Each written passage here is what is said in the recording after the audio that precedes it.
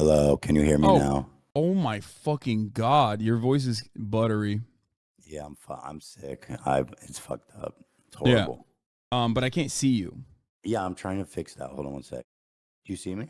Oh my god, I'm bro, tiny. bro, this is hilarious. You look hilarious right now. Can I crop this? How do I make this look Oh better? my god, you look so funny. Ethan Klein 219. This is what room is this in your? What is happening? I had to move upstairs because there's some shit going on in the basement. So I'm in this depressing bomb shelter esque. Yeah, So first of all, thank you. Um, how are you? I'm all right. How about you? You donated to the Palestinian relief fund as well, and we got a notice from ANERA. They're talking to all the other organizations as well, but we got a notice from ANERA that like some of those funds have already made its way into medical supplies and food in Gaza. So that's That's great. that is awesome. Yeah. I've been listening to your stream for like an hour, and I like you. I got a lot of shit from Israelis for donating because they're like, oh, it's just gonna go to Hamas. But you know, I don't really, I don't, I looked into the charity you picked, and it is really highly rated. So I'm like, I Yeah. don't No, I really think this is going to Hamas. There's no way. you can't. Well, I the mean, they can logistics steal shit, but it's just food and medical supplies. yeah, the logistics of it is like also impossible. Like the thing is, you can't even make donations like through to Palestinian charities through like PayPal usually. Like it's already a very complicated process. Um, and it's not just like just for Palestinians in general. The similar structure exists for even like Pakistan, which is like a client state, right? If you were to try to utilize, if you had like anyone that you know that lives in Pakistan and you wanted to give them money, you would not be able to do so. Like it's very really shitty. Yeah, and I mean, what choice do you have? They need help, so it's Yeah, like you just pick the exactly. best option and hope that it gets there. But I'm glad it is getting there. Yeah. Um Um, but yeah, these I are don't also know how to. authorized. These are also authorized charities by the Israeli government too. Like you can't fucking Oh, that's operate. great. There you go. Yeah. That's even You better. can't operate inside of Gaza without obviously Israel allowing you to operate inside of Gaza. By the way, dude, I got a fucking Air Force ad on your stream, like three of them. Yeah. That's They crazy. pump that shit pretty hard, which I feel like is so funny because I think it's because it's like this is politics, so they think like, oh yeah, people will love this, but it's the least susceptible audience that you could possibly give Air Force ads to. Definitely. I mean, that is true. I just thought it was pretty outrageous, but you're right. I don't think they're converting anyone in your audience. Yeah. There's the Um, Marine Corps too. so basically, I wanted to talk about specifically the one state versus two state solution. And my Mm-hmm. approach to this when talking about it is purely pragmatic, and I'm trying to be realistic. I think our goals are aligned in that we want peace, a lasting peace, a meaningful peace. I know it seems like impossibly far away, but I do think there are certain starting points that we need to come from and agree on before, expanding out from there. And one of them is this issue. I understand that you are a one state. You don't believe in a two-state solution. I'm I assuming used to because of be. all. I Yeah. used to believe in a two-state solution. I was an advocate for a two-state solution, and I think like there are a lot of other people who also used to be two-state solutioners themselves that have changed their perspective dramatically over the course of the past couple For of the settlement. decades. Yeah, due to the settlements and the Yeah. rapid expansion of settlements, I think Avi Shlaim is like another person that I can immediately call. He is a Iraqi Jew, famous Israeli scholar, part of the New Historians. Um, he's talked about this before as well. By the way, when you talk to someone, I can't see you, and the stream is delayed. How do you usually do this if you're calling in? I Oh, mean, it's fine if I can't see you. It'd be yeah. better though. Usually, I just don't. The reason why I don't show myself is usually because I screen share with whoever I'm on with stream. Like, because like we'll look at like Ben Shapiro videos or whatever. Oh, So it okay, doesn't really that's matter. cool. That's cool. Yeah. So, first of all, I guess I'll say this: when talking about the two-state solution, I'll agree that there cannot be a meaningful negotiation here without like basically fully dismantling the settlements. And I would even be in favor of offering some kind of, restitution to the Palestinians that were evicted. That's a Yeah. big ask, obviously, but I Yeah. do believe that that is the right thing to do in this agreement. So we can start from there, right? Yeah. Yeah. No, reparations is like, well, reparations is not only uh like moral right in this situation. I think it also is like logical to do specifically so that so that there is like less tension and it's a more viable solution. And last but not least, reparations in this process is also a matter of international law. I guess the only thing that is up for contention is that the Israeli position on the matter is, we'll just hold off on negotiations as best as possible while we do settlements, but also simultaneously is the notion that like actually other Arab states should be giving reparations to the Palestinians as well. Like we shouldn't be bearing the burden of the reparations because it's their fault, because like their position is that the Nakba didn't happen and that there was no ethnic displacement and the Whose Palestinians opinion is voluntarily that? left. This is the Israeli government's broad position. Oh, yeah. Obviously, there's Well, varying degrees. yeah, obviously we would need a completely different cabinet as well Oh because yeah, the of one right course. now is, I mean, I believe that Netanyahu and his cabinet are, you know, one side of the same coin with Hamas. They're both obstructionists and violent fucking lunatics. So, starting with all that established, my question to you is this, and again, approaching this from a fully realistic perspective, what do you think would happen in the region that would result in Israel conceding to a one-state solution? Oh, that's a great question. I think one of the greatest things that could happen in a one state solution is that you completely limit, obviously we're talking about like a hypothetical future that is like very far away, where you completely limit Iran's power and exertion of influence over militant factions that are being currently used as a destabilizing force against Israel. The other states are not all that important, with the only reason why I talk about Iran is because Iran is the only regional actor that is like genuinely anti-Israel. They see Israel as an expression of Western influence in the region, and of course they will use, like, they have Hezbollah, another Iranian-backed movement that became a political party as well, as a consequence of like Israeli incursion in Lebanon as well in the civil war. And these are all opportunities for Iran to push back by way of Syria, by way of Iraq, by way of Lebanon, by way of the Houthis in Yemen, that they would not be able to utilize these militant factions if there was a permanent peace solution. So I guess I'll ask the question again because I'm not sure if it was answered directly, but what do you think could happen in the region that would result in a one-state solution?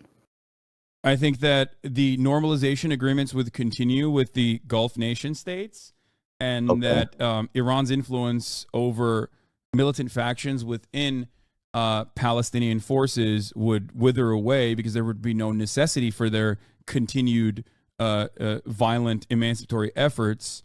So And you're saying that continued normalization of relationship between Israel and neighboring countries. yeah, that was already, because a lot of the neighboring countries are already like, they're basically American client states to begin with. Egypt being a great example of this. Like, the Egyptian economy would not exist without America's like tremendous amount of help. Like we give Israel a lot of money. We talk about that all the time, but we give Egypt even more money than that, right? Like, so Egypt is a great example of this. The UAE and Saudi Arabia, again, regional actors that have their own personal interests in the matter, but like they're not interested in defending Palestinians by any means. Regardless, they are absolutely America's solid allies in the region too. So most of those countries are pretty much designed in a way, like if we're talking about Jordan, directly designed with European influence. Again, another country that's like a holdover state, basically. These are all countries that will go along with the. These are all countries that will go along with whatever America's interests are, as long as America can reinforce its hegemonic power in the region, and genuinely is interested in developing a new relationship with other regional powers. So, I do question the. What's your concern? Let me ask that, because I think that would be better. I mean, with like Syria, Lebanon, Iran, I believe that this idea that there would be full acceptance of Arab countries of the existence of Israel is pretty idealistic. Do you know what I mean? Oh, you think you're saying that you're worried that Lebanon and Syria and other regional actors that are backed by Iran, Yemen being another one, the Houthis, would not accept an Israeli state if Palestinians were absorbed into it, and would be a singular state with Palestinians getting like democratic. Well, it's not that. It's there would need to be some meaningful and, I mean, something we've never seen happen in that region ever before Israel would say, okay, we're going to dissolve our state. Because that again, you have to.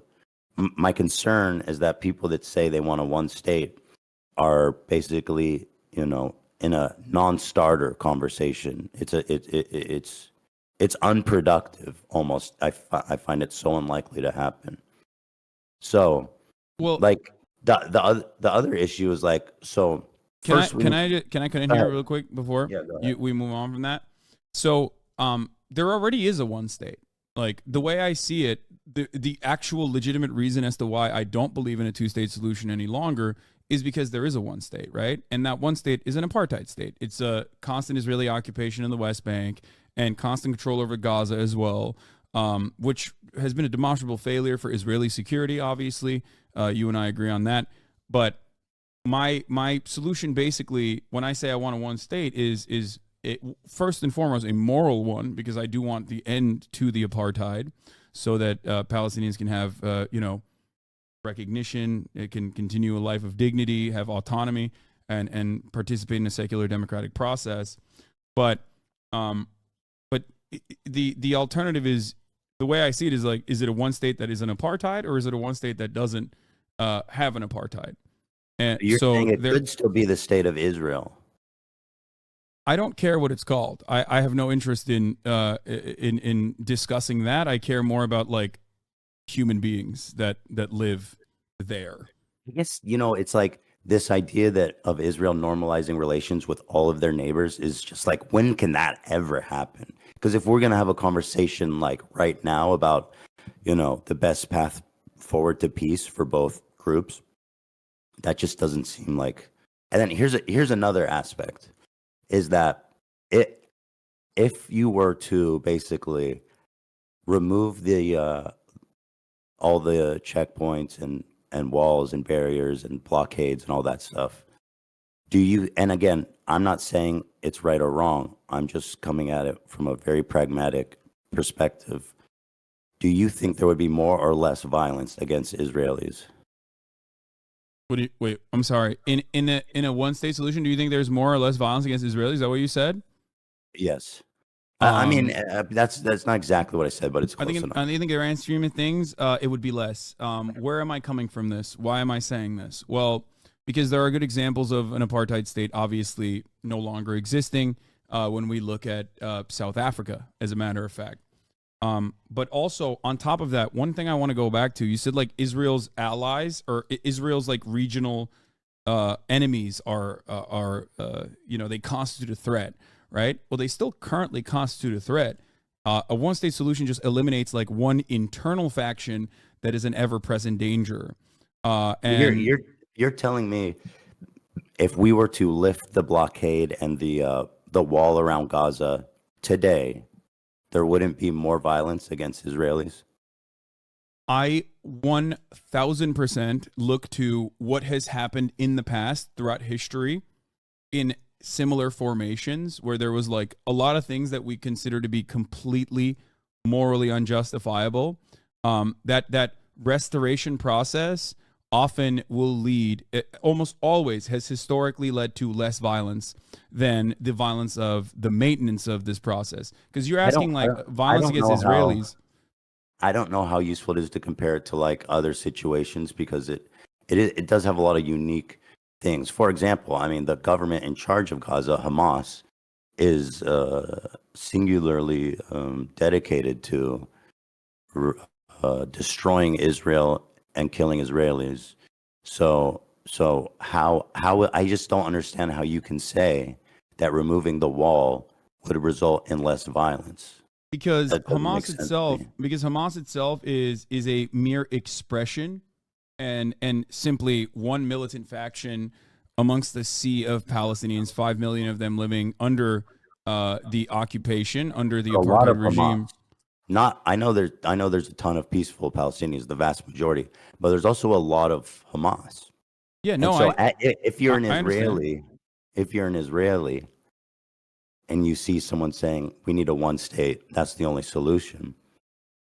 The Israelis are going to see, okay, we're going to remove our walls, we're going to remove our checkpoints, and it's going to be suicide bombs in our cafes and buses again within the matter of days. Well, with the walls and checkpoints, October 7th still happened, right? So it's more of a matter of like it's more of a matter of whether the ceasefires have worked successfully, and usually the ceasefire process is, even though it is led by Hamas on the Palestinian front, is still relatively successful. That's one thing. But I do think that comparing this to other historical events is important because I mean, chattel slavery was truly a continued form of unimaginable, untold amounts of genocidal struggle, where African people were ripped away from their homes. You know the stories.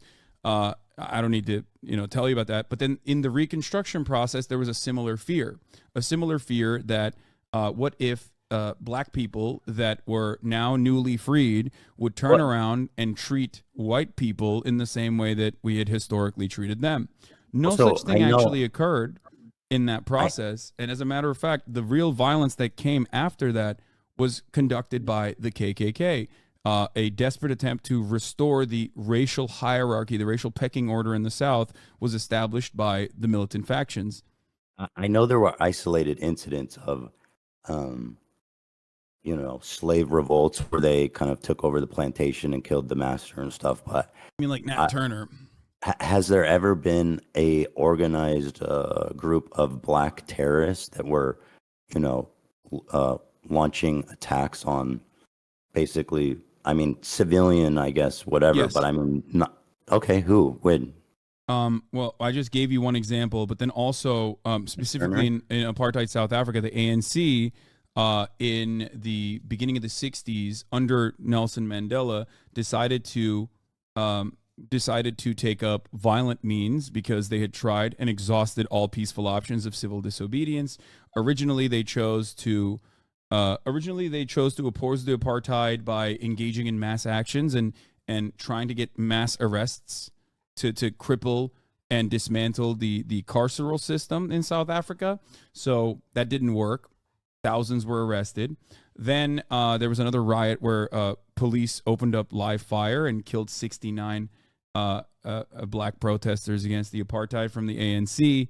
And then after that, there was a shift into more militant resistance against the apartheid. And the violence from the ANC, just like the violence from the IRA in the Troubles, was not only it wasn't directly I against was asking about military American slavery. positions. But the truth is, I'm not super. I've been learning a lot about Israel Palestine, and I don't know as much about like South Africa apartheid. So let's just stay on, I guess, focused on the because I just to be frank, I don't know what you're citing, so it's not helping me much. Well, the But reason why I'm signing that is because you said, like, is there a way? And I'm giving you historic examples that aren't that far off, whether it be the Reconstruction period, but that is too far off if you don't want to think about that. ANC's actions and activities that put Nelson Mandela on the terrorist watch list until 2008 were against civilian populations as well. They engaged in okay, so bombing listen, campaigns. I'll concede that it's possible as a result of what happened in apartheid in South Africa, but in Israel, as it is now, I don't think you could convince a single Israeli that removing the blockade and borders checkpoints wouldn't result in immediate violence against them. And that's why I believe it's a non-starter. I don't think you'll ever convince Israel to basically dissolve their state and remake it as one state. I just don't think Israel would ever do that, ever, like ever. I Like don't disagree it with would you. never happen. The only way that would happen is beside force, which is why I asked in the Yeah. beginning, what could lead to Israel willingly dissolving its country and creating and agreeing to create a one state country, short of just annihilating massive amounts of Israelis in an all out war. I don't see any other way to do it. No. I think that no, the way to do that the enforcement mechanism would be international pressure, but most importantly, the number one most important party at play here, the United States of America. Now, the reason why I talked about the ANC or South African apartheid is because Israel and South Africa were allies in that same time frame, and they relied on one another quite effectively during the Cold War as well. And also, I personally believe that Israel saw what happened during the South African apartheid and vowed not to repeat those mistakes in order to continue being a ethno state, a Jewish ethno state, and maintain an apartheid structure in occupied territories. So that's the reason why I think it's important to draw this parallel. And it's also Right. important because that's how international pressure worked in that situation. It's a very successful and very recent example of an apartheid regime ending with international pressure, You think specifically that with with American sanctions. What's up? you think with international pressure, Israel would dissolve their country and create a one state? With international pressure, Israel would do anything that, not even international pressure, but just American pressure. Israel would do anything that So I America think it's wants. important for you to understand that will never happen. And I say this not from a right or wrong perspective. I'm just saying this from pragmatically. I know Israelis. I've lived in Israel. That will never, ever, ever happen short of all out war. They will never give up the country ever. It will never. It's 0% chance. No, I understand that. I So, know that there so isn't a that's why. willingness. It like here's the counter from South Africa. You could say in South Africa the white population was only 10%, right? And even then, the majority, after long and continued pressure campaigns from the international community, actually moved in the direction of ending the apartheid themselves. So that is actually a valid. That is actually a way to counter what I'm saying right now, right? You can just say, well, in South Africa, even the majority white population was on board with ending the apartheid for one reason or another, whereas in Israel, there's currently no appetite for this whatsoever. It is 73% Jews in Greater Israel. So there's a ton of Palestinians, in West Bank and Gaza and neighboring countries. Yes. But it is largely a Jewish state by quite a margin, which makes it, in my opinion, uncomparable. It's not apples, it's not apples to apples with apartheid South Africa. What do you mean by that? Well, as you said, the white population was 10%, right? Oh yeah, the white population was much smaller, and this is what Noam Chomsky refers to as like Israel's labor problems being fixed in the aftermath of the first Intifada, Israel relied on obviously the Arab population to do the labor in many cases, like cheaper labor.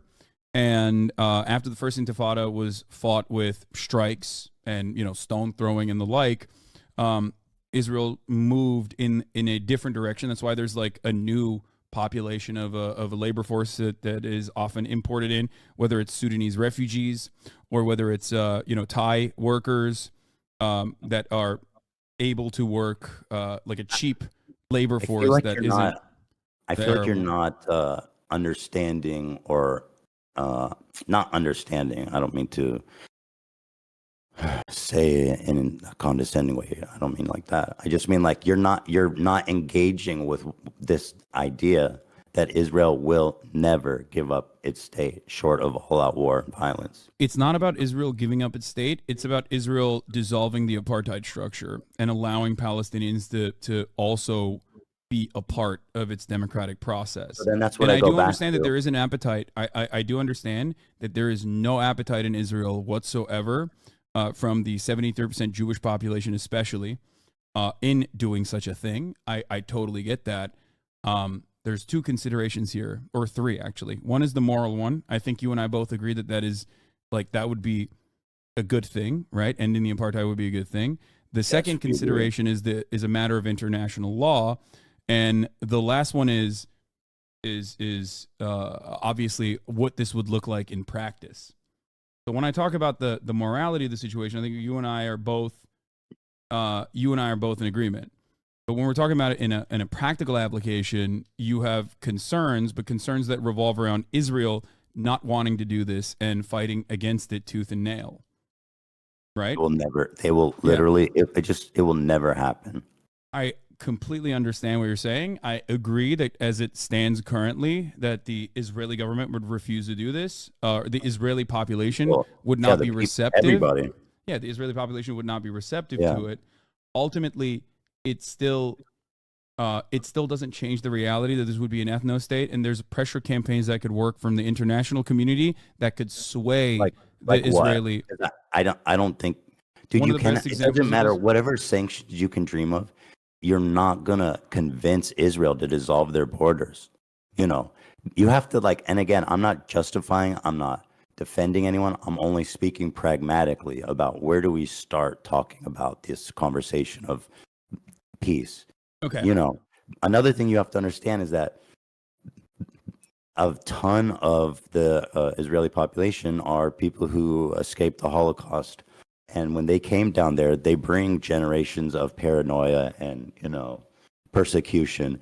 And so there is, I believe, a widespread belief held by nearly every Israeli that if the borders would dissolve, if the borders would come down, there would be a massive genocide against Jews, and that they believe that, and I don't know necessarily to what extent that might be true, but I can tell you for sure that that's what they hear when they think one state is basically a bunch of Israelis being massacred. That's what they hear, that's what they see, and that's why it will never happen. Okay. So the paranoia that people have or Holocaust survivors have especially is I guess important for the practical application of the matter, but I'll give you an example of the government moving in a direction that the people actually don't want the government to move in at the behest of the United States. So or even sometimes moving in the direction that people don't want it to move in, but then still engaging in it. Like the rapid settlement expansion is something that is often contentious and has been very contentious throughout time. Government doesn't really factor into considerations like what the broader liberal Israeli society thinks about the matter. They just keep building the fucking settlements and populating these areas, right?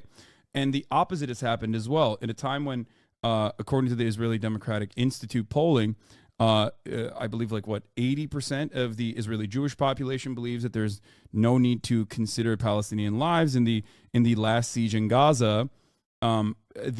The government has taken steps that some people would find to be inappropriate in opening up humanitarian corridors so that you can bring in supplies. Defense Minister Yoav Gallant was asked the question in the aftermath of the first day of the Rafah border opening so that they could bring in trucks and trucks of supplies into Gaza. They were asked, why are you doing this? To which Yoav Gallant responded with, what can I do? America told me I have to do this. In 2021, Joe Biden called up Netanyahu. What's up? Letting humanitarian aid through Rafah crossing, comparing that to dissolving your sovereign border. Come on. No, of course. It's not a 1-to-1 comparison at all. I'm simply stating that something as minor as that, all the way to ending a siege is entirely up to the United States and what the United States is letting Israel do and allowing it to do.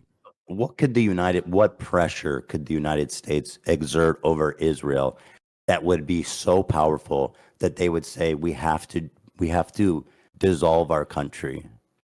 First of all, I don't believe that this would be a dissolvement of Israel as a nation state. It would simply allow the Palestinians that are currently under occupation to be also a part of the democratic process. And it also would not happen overnight either. But if you're asking me the question, it's sanctions. It's the shutting off the money faucet. It's shutting off bombs. I mean, we were just looking at it. You said you were watching the stream earlier, so you probably saw this already. But like, we shipped two different, I think mobile. We shipped two different mobile Iron Dome trucks into Israel. We are consistently shipping in Mark 84 rockets into Israel so that they can directly use this on the offensive, by the way. Like, this is not even a defensive weapon that they have. This is specifically so they can engage in offensive posturing in the Gaza Strip. So without America's involvement, Israel would not be able to behave in the ways that it has so far. America could just as easily tomorrow, with one phone call, turn on, call Bibi Netanyahu and say, enough, cut it out, you're done. Joe Biden has done this in 2021. Even Ronald Reagan has done this in the past. George W. Bush has done this, or George H.W. Bush, sorry. So we have a lot more say on what Israel gets to do than vice versa. So your statement is that if America stops selling Israel bombs and arms, then they will I say dissolve the country because, again, that's how the people in Israel are going to view this.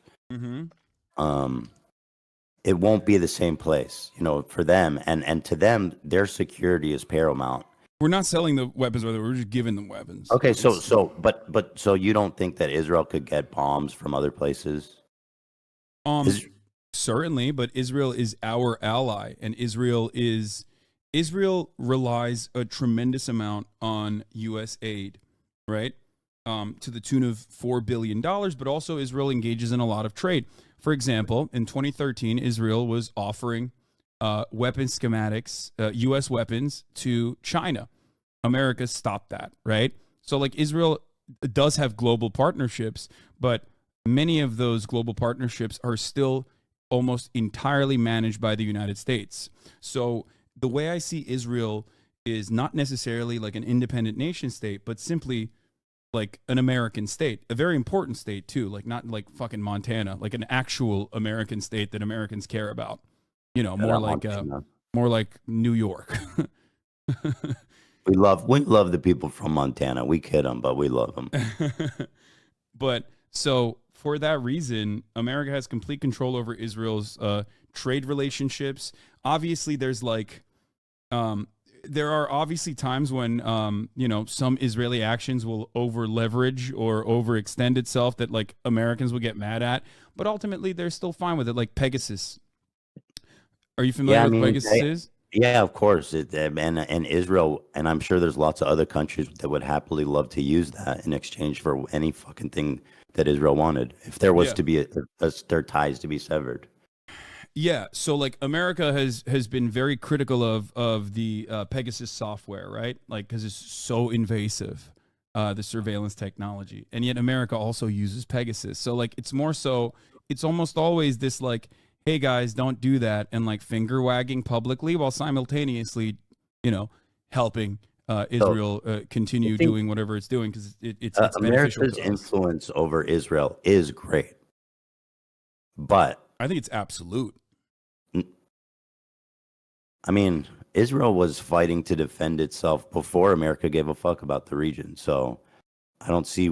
I genuinely think that it will never happen. Even if America was like, I'm cutting your aid, this relationship is over unless you open the borders and create this new state. It I would. think It I would think be before no. before Would America it never was the happen. British. Before America, I think it was the British, and No, there were after the British were gone, after the Palestinian Mandate, and the British said, "Fuck this, I don't want to deal with this shit."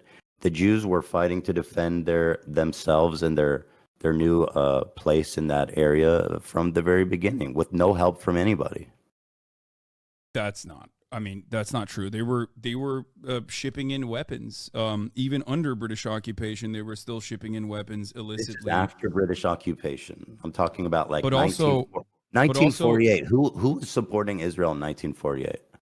so the Haganah, Irgun, and Lehi brigades that were at that point almost always considered like a standing army during the Nakba were fighting against predominantly Excuse me. villagers with like that had been disarmed by the British. The Zionist brigades at that point, even before England pulled out, even before the British pulled out, were being trained by the British forces, while the other side was being disarmed by the British forces. That's why there was an asymmetry to the violence even then. Over the course of the years, but specifically during the Nakba as well, 6,000 Israelis died, whereas 15,000 Arabs died, with 750,000 Arabs being Palestinians being expelled from their homes. The reason for why this happened wasn't because you had rugged fighters or whatever. I mean, they were great fighters too, but it was also because it was a broadly civilian population that was being slaughtered, and by a militia force that was trained, had weapons, had even a plane, had armored personnel carriers, whatever it looked like back then, and had much better weapons as well. So I mean, listen, what this stuff is just not comparable. I mean, if you look at the United States during 1948, there was an arms embargo during the time. yeah, and they sent in illicit weapons into Israel regardless. That's what I was talking about. Yeah, They got it from France and they got it from many other areas. can you provide a source on that? Because that's Yeah. not how I understand it went down. Okay. I Yeah, I can understand provide that you they a got source. some help and weapons from like Czechoslovakia was selling them rifles and shit, selling it to them. You know what I mean? There wasn't a Yeah, lot of countries that were willing to sell them anything, but but Czechoslovakia was one. yeah, there was a arms embargo, which meant that they were acquiring illicit weapons. Yes, this is true. From many different countries. However, beyond that, they also had access to British arms as well. That's why they had like armored personnel carriers, tanks. Not many, but ultimately you were fighting against a civilian population that was almost completely disarmed, regardless. I mean, the Egyptian army was considered one of the best at the time of that war. Well, not necessarily, it seems, but Why? Because they lost, but they were. I mean, they were considered one of the best armies in the world, which is why the war was so thought to be like, oh, this is going to be an easy dub for the Arab I countries. don't I don't think that they were. I do not think that they were a like a really good standing army at all. I think that Based on the what? overarching. I don't know if you're talking about 1948 or if you're talking about 1967. 1948. I'm talking about 1948 war. Okay, there was no. I think there is a little bit of confusion with what you're saying, because what you're describing sounds like 1967, because in 1948, like the Egyptian army that you're referencing in 1948 is not like a serious one. There's No, I'm no. talking about 1948. I think Egypt was considered like a military power, especially in the region, and a fairly well trained army. But I think we're kind of to go back to the original point, so I don't want to drift too far off topic here, is that Israel, if it has to, will definitely go its own way before it dissolve its borders. Like I hope, I really want people to understand how impossible, how that will never ever ever happen. And again, not defending them. I'm not justifying anything. I'm just speaking pragmatically. You have a people who are coming from this systemic genocide, coming and getting their own borders here, right or wrong. Again, just being pragmatic. They have a massive, well-trained standing army of the whole country. They have nuclear bombs. They're fucking crazy, dude. They will, and they do believe that dissolving the borders would be a second genocide. They believe that, all of them, almost all of them, I'd say. And Yeah. so you have to reckon with this reality that with the one state, it's impossible. I understand it, and that's why I said it's not going to happen overnight. It's not like, all right, everybody, like, it's a one state now. Like, that's not how this works, right? But a international commitment in the exact opposite direction has to happen, and it has not happened thus far.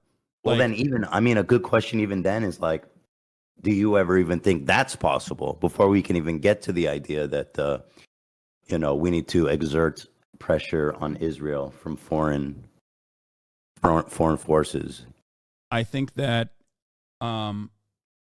there's a reason why there is a steady flow of propaganda into the Western world that the Israel Foreign Ministry cares about a lot, because they want to maintain a posture that is broadly supported by the Western world. And I think that dam has been breaking since 2021, once like B'Tselem, Amnesty International, Human Rights Watch also all officially declared Israel to be an apartheid state. In my opinion, it was decades late, but yes, over time, as the brutality of this regime continues to get worse and worse, more and more people will, in my opinion, keep continuously protesting Israel's actions, and will push for more push to get Western leadership to pull support away, and ultimately even move in the direction of sanctions.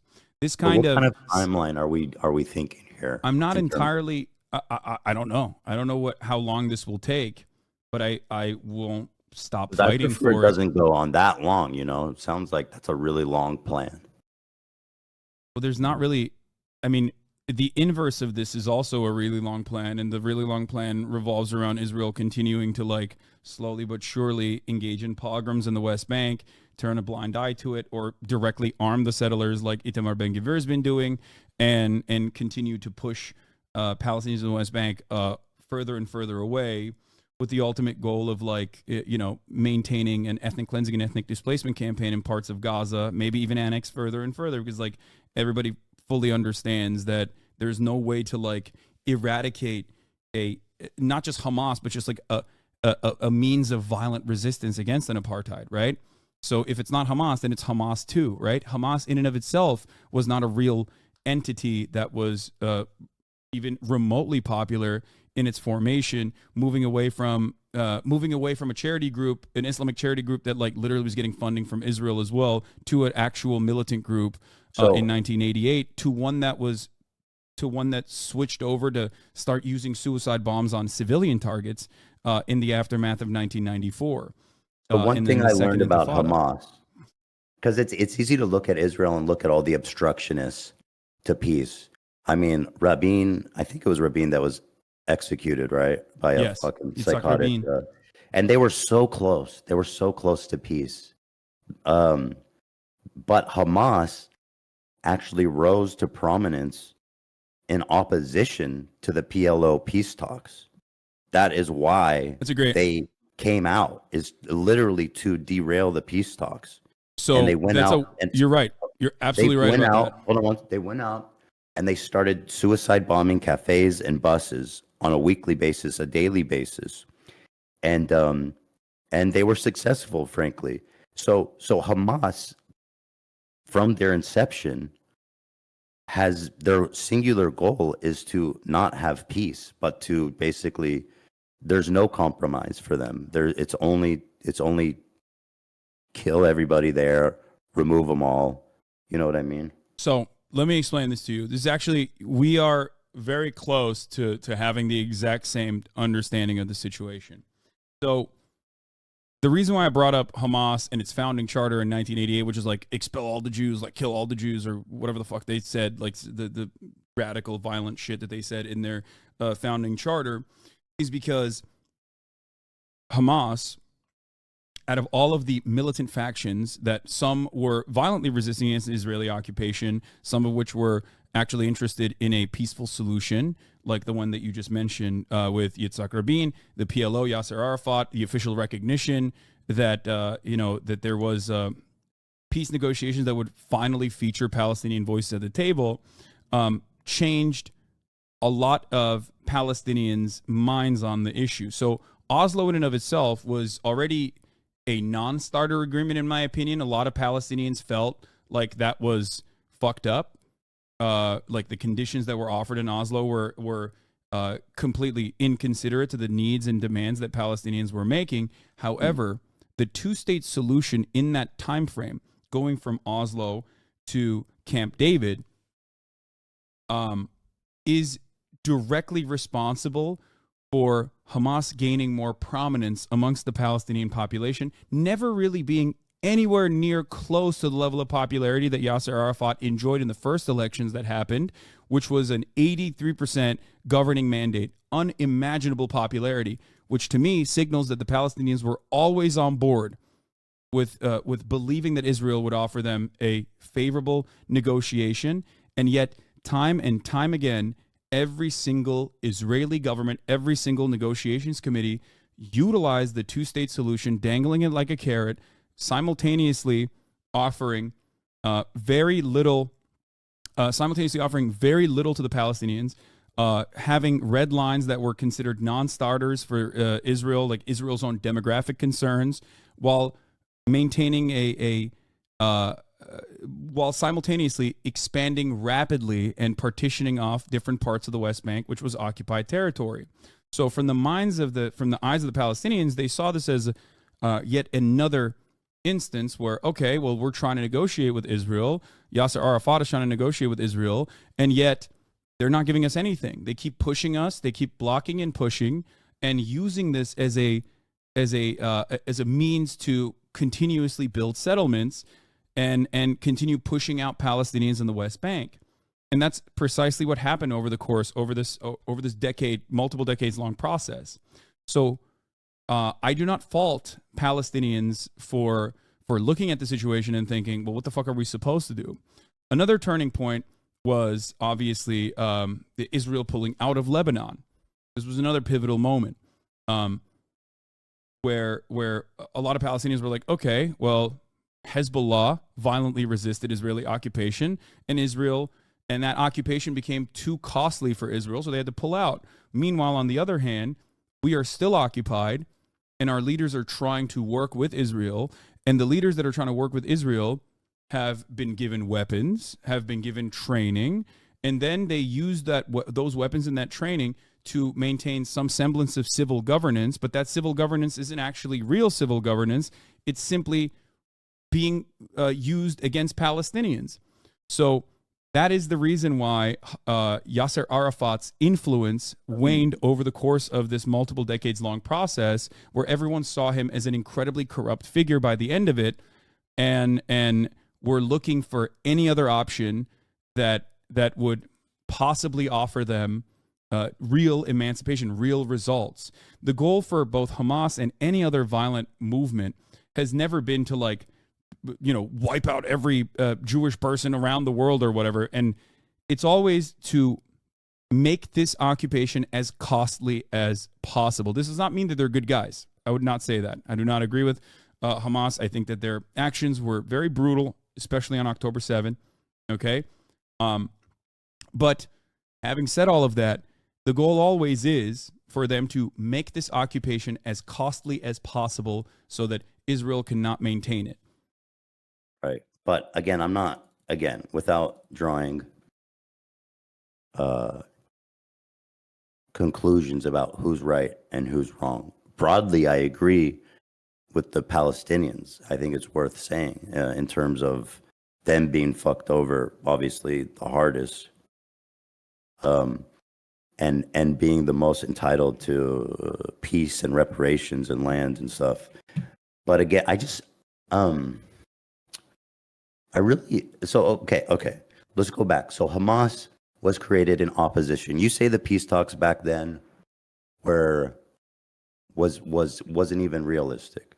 So Yeah. This is during the most magnanimous time in Israel's history, where everybody thought peace was possible, and even the beloved prime minister, who was considered a dove, was the offer. And so again, not good enough. However, Well, yeah. there's Well, however, the dove himself was like hold still, on. you know, However, he was okay. However, looking at now, I'm just being real. Like, you have to see how impossible it is. It's just a non-starter. It's just a non-starter with Israel. It will just never, ever, ever happen. And another question I have to ask you, I guess, going along, is like, do you think a lasting peace is possible while Hamas is in power? I think that in order for Hamas to actually be dealt with appropriately and for it to no longer exist, the major goal of Hamas needs to be eviscerated, which is a secular democratic republic would completely destroy any kind of legitimate need for violent emancipation. It's over at that point. There's no, like, without the apartheid, there's no reason for any of this to exist. You're saying if they lift the blockade, Hamas will just dissolve. Hamas in and of itself is already not a very popular entity, both in Gaza, but I guess ironically a little bit more popular in the West Bank as years have passed by. The only group that is less popular than Hamas in the eyes of Palestinians, however, is the Palestinian Authority. To me, this is Israel's arrogance. The way that the Israeli governments under Netanyahu and under even more peaceful, supposedly more dovish leadership like even Ehud Barak, the Palestinian Authority has always been used as a part of the Israeli security apparatus. The Palestinian Authority collaborates with the Israeli government. They actually give up resistance members. They literally give up random Palestinians to the Israeli government so they can be unlawfully detained. This, of course, has created in the minds of Palestinians a anger towards like the one group that is supposed to be collaborating with Israel. Israel had every opportunity throughout this time frame to show that the secular Fatah party was actually not simply a cutout that is simply there to oppress Palestinians, but with a Palestinian face, but instead like offered genuine security assurances, genuine security commitments, and a good faith interest in like not continuously expanding in the West Bank. But they didn't do that. They did the exact opposite, dangling the two-state solution as a carrot while simultaneously continuing on with their expansive policies in the West Bank. I don't believe you answered the question. Do you think a lasting peace is possible while Hamas is in power? Hamas will not be in power if there is lasting peace. That's my point. Okay. So you're saying, well, no. The lasting peace doesn't come first. First, you have to deal with Hamas. You cannot deal with Hamas by bombing Gaza. You can only deal with it it's a political problem. So Hamas how do you do politics with a terrorist group like Hamas? Well, Israel has done politics with Hamas many times over. There has been ceasefires in between time and time again. So that's not even even if we're having this conversation, Israel itself has been able to. First of all, agreeing to a humanitarian ceasefire. No, I'm not talking about like a humanitarian pause. I'm talking like ceasefires in between different sieges that have occurred into Gaza. Okay. A ceasefire is different from having a peace partner. Right. A ceasefire is different than having a peace partner, but that is one form of negotiations, is what I mean. And so also, not only that, it's such a big difference. I don't think it's fair to say that Okay. Hamas I would mean, be a there's good more. partner There's in more. peace with Israel. You think There's Hamas would be a good partner in peace with Israel? no. I do not. I do not Okay. believe that Hamas would be a good peace partner with Israel. I also do not believe Israel is a good peace partner for Palestinians in general. I think that that is Sure, the we most agree. important We part about it. agree. We So, agree.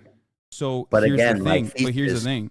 Hamas in my and of itself. thesis, just again to draw it back to that, is that the one state solution will never happen, and starting from there is a non-starter. That's my thesis. But go ahead about Okay. Hamas. So here is what is important to understand. And this is not just my assessment. This is the assessment of the likes of Norm Finkelstein as well. And it's backed by actual sentiment expressed by Likud party members, but of course Benjamin Netanyahu too.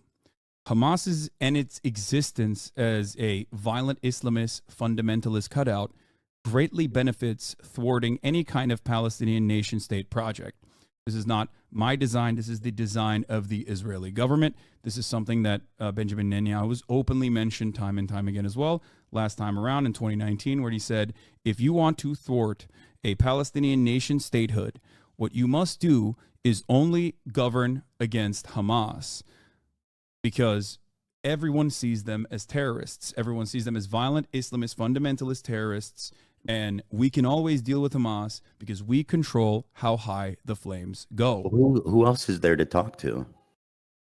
There are plenty of there. First of all, there are actual leaders within the Palestinian movement that you could prop up, like the Palestinian Authority, instead of utilizing Fatah as That's what that's what they want to do. But like, I mean, no, they don't want to do that either. they want to. I think the goal is to remove Hamas and install the Palestinian Authority. But Yes, but the I Palestinian don't Authority think is deeply unpopular and is seen as a the, Ga- puppet of the the Israeli Gazans government. will not accept the PLO because they'll look like stooges to the Israeli government. Yes, because they are. They are the stooges So of the then Israeli who? So government. then who is leading these? So if the wall is lifted up, Uh-huh. so who's in charge? Is it Hamas? Is it the PLO? How how is this happening? What? At this stage, before the walls are lifted up or anything, what needs to happen is a ceasefire. Okay? So that there can be an actual continued negotiation to release the hostages, right? That's number one. First and foremost, hostages need to be released. So first you need to do a ceasefire. Then you need to do a prisoner swap, a hostage release for the I think you're starting Palestinians too that are far back. Let's just okay. go to the point where Okay. you know what I mean. And then We're doing beyond yeah. that, what needs to happen is just like it happened in 2006, which was genuinely disastrous, even though it was a Bush-backed election. Elections need to take place so that, and Palestinians need to get security assurances from the state of Israel.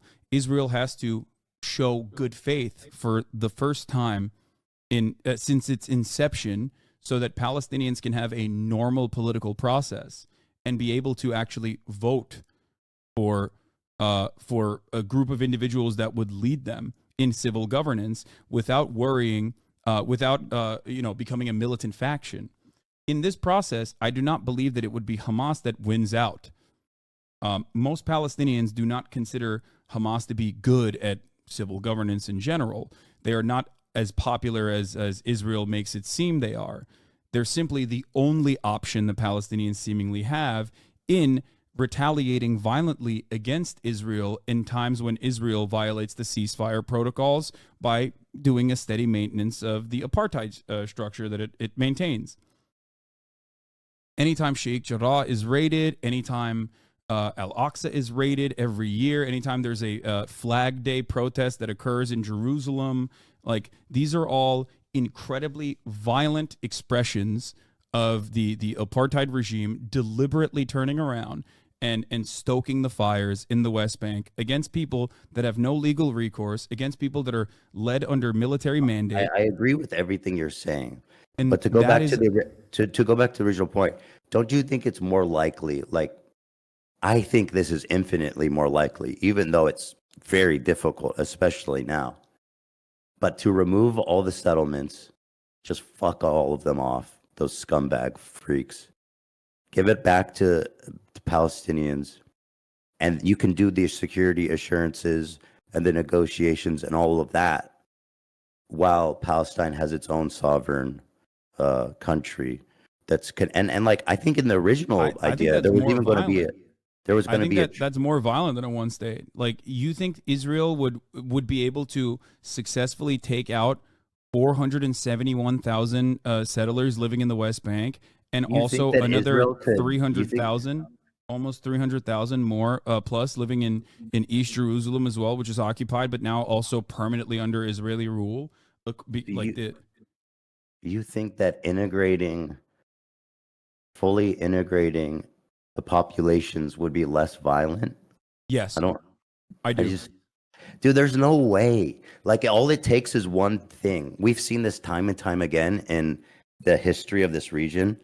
Like it just takes one thing of like a bunch of psychotic Jewish fundamentalists going and doing horrible fucking acts, and then the Palestinians respond by doing horrific acts, and then you got to all out. It takes so little to create all out war. I It's so agree. little, dude. So I little. agree, which is why there needs to be an international presence and a steady steady pressure to ensure that that there is political pressure applied on specifically the Israeli side to ensure that there's a lasting peace process. This has happened time and time again. It happened in the dissolution of the apartheid state. It happened with the Good Friday Agreement that ended the Troubles, and it always will happen, because I believe that no matter how much we fight, I think peaceful solutions are our natural state. We want to fucking coexist with one another. And the example I always use is when you look at Europe,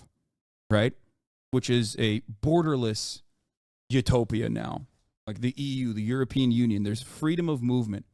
Those guys have fought one another since the cousin fucker days for far longer than they've actually peacefully coexisted with one another. And now it seems impossible to think of a time when these guys would kill one another for 100 years, right? I mean, World War II happened not that long ago. The Holocaust happened not that long ago. And now when you think about it, Germany can peacefully coexist with all of the other surrounding countries. So is So that the timeline we're on, like 100 years or something? it would take multiple decades, but it's not like, I mean, it happened almost instantaneously after World War II. I mean, when you look at like civil governance in Germany, it was almost instant. You mean after a horrific world war where like tens of millions of people died and countries were forever changed and traumatized, then they were able to create a lasting peace. Yes. And that And does not so and have so that what's does the not need to parallel? happen. Okay. No, I'm And saying so even in a situation like that, you what's can the find parallel to peace. the Middle East? Even in a situation like that where millions died, right? Millions, tens of millions died, you can still find lasting peace almost overnight. And that is But I'm saying, that's bro, what I'm precisely what I'm saying is that the that's precisely what I'm saying. It's perfectly reasonable to assume, as long as there is international pressure, and that there is accountability and control, and a again a committee designed specifically to dish out punishments for war criminals on both sides, according to the International Criminal Court, when there's a Truth and Reconciliation Committee in a similar capacity to the aftermath of World War II, and there's reparations afforded and a right to return to Palestinians, there will be no need for violence. This has happened in the past, and it can happen again. It seems unlikely because we're very conditioned to thinking like, oh, what is going on right in front of my eyes is exactly how things have been in my lifetime, and it can never change. Except it absolutely has changed, and it absolutely can change, and it will change. I And think that's that why I use other historic examples like I mentioned, Ireland or the ANC and apartheid South Africa. I These think happen in our if you lifetimes. look at peace in Europe, I think this was possible from rising from the ashes of a ruined continent where unspeakable horrors that people didn't even think were possible occurred, capped off with a nuclear bomb. And by the way, Europe, the characterization of Europe as a utopia is interesting. But I want to say this. You saying sanctions against America or sanctions against Israel, you think would influence Israel to drop their borders. How have sanctions against Russia been going? That's a thank you for saying that. Russia is a foreign adversary that has always positioned itself with the full knowledge that support from America, or support or a trade relationship with America is always on an uneven footing, right? So Russia, as an economic power, has never had to rely on America being able to meddle in their affairs in any meaningful capacity. Sanctions against our enemies, our foreign adversaries, oftentimes do not work. As a matter of fact, it's a means to galvanize the existing regime and its brutality. It doesn't work against Iran. It doesn't work against Israel Russia. Israel can forge the same alliances. No, you it think can't. China and Russia and North Korea and whoever the fuck else gives a fuck? You know what I mean? No, it can't. I don't think so. It can and it would. I don't think so. Okay. Especially because the quality, look at the quality of life in like a North Korea, for example. If you're permanently isolated from the rest of the Western world, right? It's not something that Israelis that are used to like a relatively comfortable existence, especially like one that with such close association to the Western world, would ever be on board with. Dude, Israel is extremely resourceful. They've proven that from their inception. There's no way they will ever drop the border of their sovereignty. It will never ever happen. I understand everything you're saying, and I think what you're saying is interesting about, like, you know, potentially over a long span of time strengthening diplomatic ties with the neighboring countries and stuff. I guess it's possible, you know, in like 50 or 60 years that the landscape could be so vastly different than it is now, that maybe if I were to be there and see it then, I could be like, okay, maybe this can work. But as of right now, looking at the situation, I can tell you, as someone who's lived in Israel, as someone who knows tons of Israelis, it will never happen. The Jews, they said, they came out of Europe and they said never again. I know a lot of people find it ironic because of what they're doing to Palestinians. I'm not defending them, but they believe that. They went to Israel and they hold on, and they said never again. And they fucking made nuclear bombs and they made a big ass army, and they fucking believe that shit. Trust me on that. Do you know what I mean? Yeah, no, I do trust you. I hear it. I see it. I know. You cannot maintain a apartheid regime without like a steady flow of constantly reinforcing that through propaganda. A steady flow of propaganda is a necessity. That's precisely the reason why a lot of these positions are learned and reaffirmed time and time again. And I completely understand that. I'm just simply stating that like that perspective can be dealt with through the things that I just mentioned: the Truth and Reconciliation Committee, an honest effort in international pressure and international support, where it's an absolute necessity. Because the other side of this process will be assuming that the Palestinians will be quietly ethnically cleansed without like the international community refusing to see that in the same way that like Western leadership thinks that they can just suppress it as best as they can.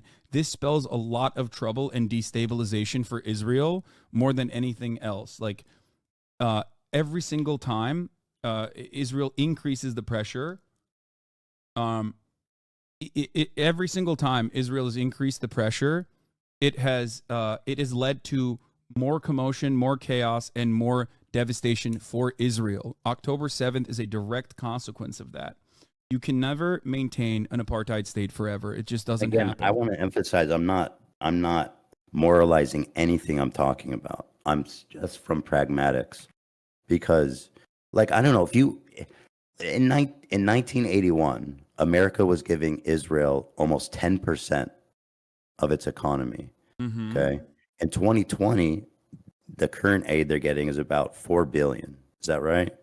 It's more than that, but I mean, just the Let's just say the military aid alone is $4 billion. Yes. Okay, That's 1% of their economy. Yeah, that's 1% of the economy is massive, especially when you're thinking Not about enough for them to fucking remove their borders. it. Not even close. No, 1% of the economy is huge, Ethan. So Think about it 1% this is way. enough. Think about it this way. Okay. The UAW strike was supposed to. The UAW strike on the big three was slated to eat away at I think like what 5% of all of the states. Like that would have been devastating. It would cause economic collapse. And sanctions don't mean just like the direct aid. Sanctions don't mean like direct. Sanctions don't necessarily just mean like all the weapons that we're giving to Israel. It also means like stopping companies from working with Israel as well. Like this is how sanctions operate. I feel like, in a sense, Israel's become, they really, with the amount of tech and like inventions and IP shit they have, I feel like it would be really hard for a lot of companies to sever those ties. And Pegasus is just one good example of it. Yeah. I understand what you're saying, but it absolutely can happen. It's 1% is enough to convince Israel, who is afraid that they'll be genocided. No, 1% is just the weapons, the amount of weapons that we're giving, because it would be significantly more damaging to their GDP. Here, this is a good take. Yeah, Polygon Primitive says the 2008 collapse was a 4% GDP contraction. So like that was that led to the 2008 collapse. 1% is simply just the weapons that we're giving, like the Iron Dome and things of that nature, like the Tamir interceptor missiles and stuff. So beyond that, it would be far worse than that. But also, before we even talk about like Israel's economy with American contributions, according to the Financial Times, Israel's economy is slated to collapse already.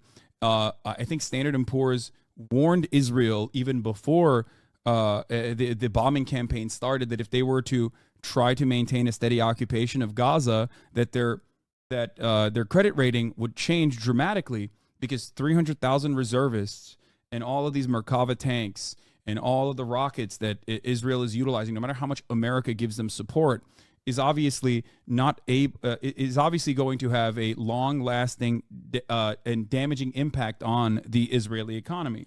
So even without like Israel's economy at this moment is already in a troublesome situation, even without boycotts and even without sanctions, just simply on its own. So I don't think that it's as I don't think that the situation is as. Again, you have to acknowledge that to Israelis, the dissolution of its border is literally the genocide of them. They will all die. That's how they feel. So whatever percentage you think matters, if it's 1, 2, 3, 4, 5, I cannot emphasize how fucking little it will matter to Israel ultimately if the question is dissolve your borders. It will never happen, ever. They think if they do that, they will all die. That's the perception in Israel. That's what they think. And you cannot convince them otherwise. You can't. No, you can. And you can. I think you can, especially because, like I mentioned. Have you been to Israel? No, I have not, Ethan. But I'm not talking about. Do you know what the Israeli perspective is? I do. I do talk to my Israeli counterparts. I've talked to Ofer Kasif. I talked to. Have you lived through daily suicide bombs in cafes and bus stops? Or as a matter of fact, I have. I grew up in Turkey, but that's a different point. Okay. Yes, I have experienced that 100%. Okay, in Israel. So no, not in Israel, but in Turkey, I have. I know. I'm talking about Israel. So, okay, fair enough. You've experienced that in Turkey. Do you think that you can understand without being there and without living there, like that you can convince them otherwise? I don't understand I don't understand where that confidence comes from. How you can make the that confidence statement. comes from my belief that the morally just thing. Like, I will always unflinchingly support the morally just cause, right? No matter what happens. If we talk about the practical application, yes, there is going to be people that are resistant to that. Maybe even people who want to engage in acts of terror against that on the Israeli side, especially. But ultimately, these are solvable problems because I look at the material realities on the ground. Without American support, Israel, without Western support, unconditional support, and trade, Israel would not be able to maintain an apartheid regime, just like South Africa was not able to maintain its apartheid regime.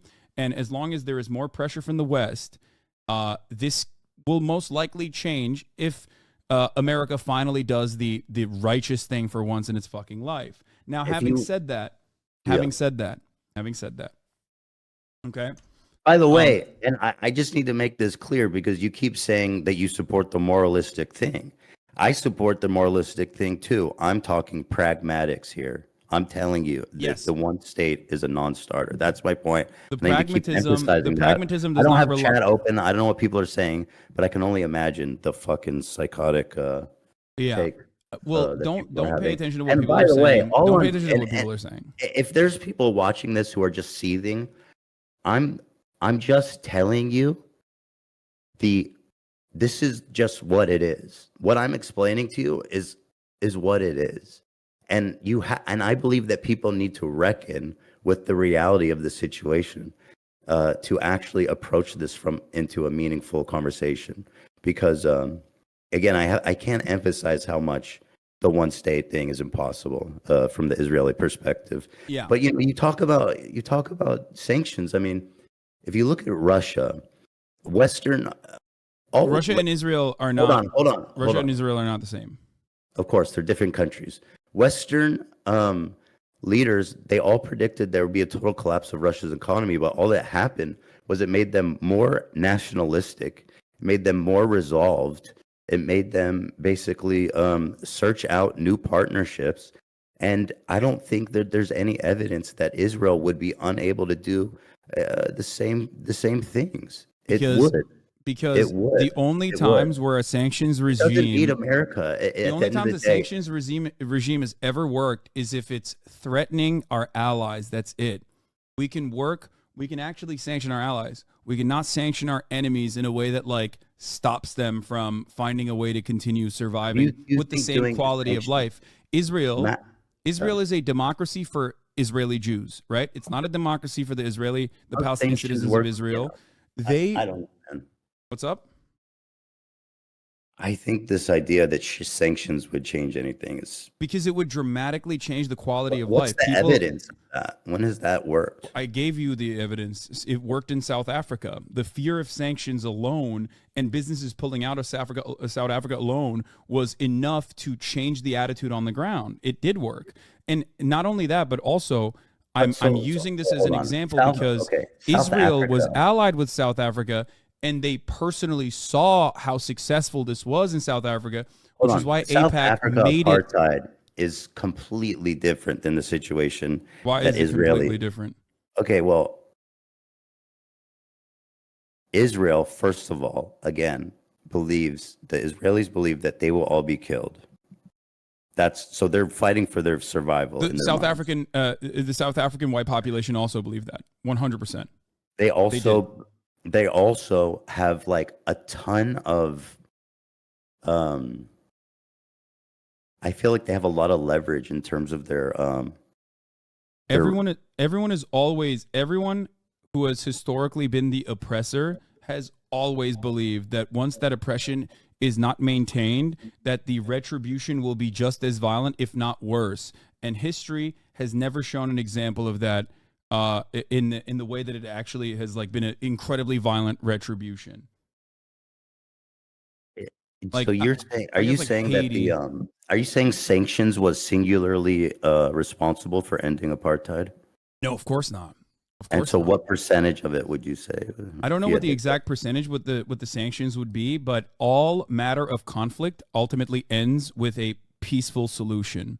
No matter how violent the conflict is, it ends up with a negotiations process, right? So I don't know what the exact percentage. I don't know what the exact percentage of the sanctions was, but of course, on the ground, violent actions was also a major factor in making this apartheid as costly as possible. But yes, international support being pulled out of South Africa was a gigantic burden for the South African economy, which forced the hands of South African politicians that wanted to maintain the apartheid into making a new arrangement finally. Do you think the global politics, geopolitics is that we see in the world today is comparable to what we saw then? No, because I think the collapse of the USSR also was playing a role in that process Because for don't you sure. think that like there's different allegiances and groups of nations forming, and you know one of them will take in Israel. There's just no shot. The China, idea Russia, North Korea, the they'll idea that fucking someone they'll might buck take in out. Israel is insignificant in this circumstance. You know why? Because the quality of life that Israel has afforded to at least Jews inside of Israel proper is one that people do not want to take away. This is the major difference. If you live in a country like Russia, your government is already positioned against America sanctioning you before America even sanctions you. So you can withstand sanctions. Israel, on the other hand, has never considered the quality of life shift that would be seismic if there was Western sanctions upon Israel. It's just like it's untenable. There's no way out of it. There's no like, oh, we'll just like deal with China and then China will defend us while we still They'll maintain get the same arms. They'll quality of sell them life. arms. They'll you know what I mean. No, I'm not saying that there aren't. There'll be a valuable exchange of goods, ideas, IP, weapons. You know what I mean? Yeah, Like certainly. and by the way, Israel. I say this because people really need to understand how much they think that if they dissolve the borders, they will all be killed. They will use a nuclear bomb if they have to. Yeah, that's ridiculous. It's like saying we can't fucking raise taxes on the wealthy because like they'll just pull out and go somewhere else. Like that's How is that? nuclear holocaust being an option in this situation is like a ridiculous one. Like that's not. I only say it because the only way I see this happening is a all-out war. That's the only way. And Israel, in that case, if they were on the back end of losing an all-out war, they would use a nuclear bomb. By the way, as far as the apartheid regime goes, I believe Israel was one of the countries that actually continued to support South Africa through the embargo. I know that they had a but it joint. didn't work. It didn't work, right? Like Bro, at the end I'm of the not day, defending Israel. I no, know no, Israel. I'm not saying this to defend Israel. I'm saying it didn't work. They had a joint operation with the South Americans to build nuclear bombs. I know they love them. Thank you. So I'm not. No, that's not what I meant. The reason why I mentioned that is because South Africa had allies as well, but they lost Western support. And when you lose Western support, you cannot. Israel's not gonna give them. Without Alone, Western support, it's not enough support from nations to make a significant. No, it difference. is. It 100% is. If you are maintaining pressure on an ally, their economy will crumble so fucking fast that they will never ever be able to withstand it in the same way that a foreign adversary can. A foreign adversary can greatly diminish their quality of life because their quality of life is already not up to standard if you compare it to like Israel and the many benefits that Israeli citizens have and enjoy. That is a genuine political problem. That is a major political problem, which is why people will say sanctions only work on allies. They don't work on foreign adversaries. Like Israel, the Israeli population would not in a million years take a massive seismic shift in their quality of life. A lot of people would fucking probably straight up leave. They would. That's you what don't I mean. understand. No. They would take the seismic shift. They would. That's the thing that you don't understand. They would. And you know what I mean? They would. I know. People underestimate what the fuck Israel means to the people that live there. My point is always this: if BDS wasn't a genuine threat that Israel noticed and thought was like a legitimate threat, they would have not. What does BDS, South Korea have to do with the conflict? No, boycott, divestments, and sanctions on the state of Israel. Oh, okay. Just BTS I do stand them. Yes, we stand BTS. Don't get mad at us, please. But BDS in and of itself was originally. I've been throwing them up too. BDS, good. boycott, divestments, and sanctions, which is controversial because like sometimes there are sometimes it does over leverage, overextend itself for sure. and like goes after like random fucking groups and whatnot. But like as long as it's like steadily maintained, um, boycott, divestments, and sanctions is a successful way to apply pressure to Western governments to apply pressure to the state of Israel, just like it worked against apartheid South Africa.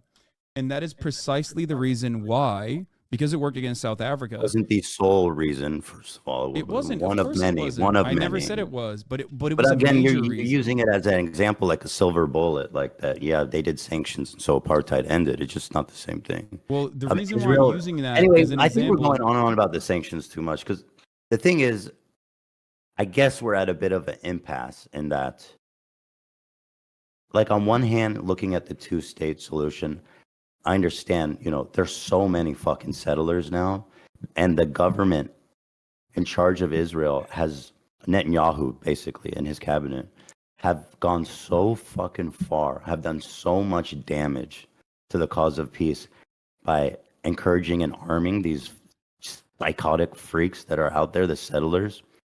Fucking, they are real villains.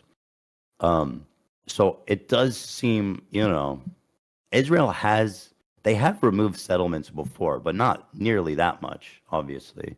And so, I mean, the only time they removed settlements was in 2005 when they pulled out of Gaza, and then they resettled those people in the West Bank.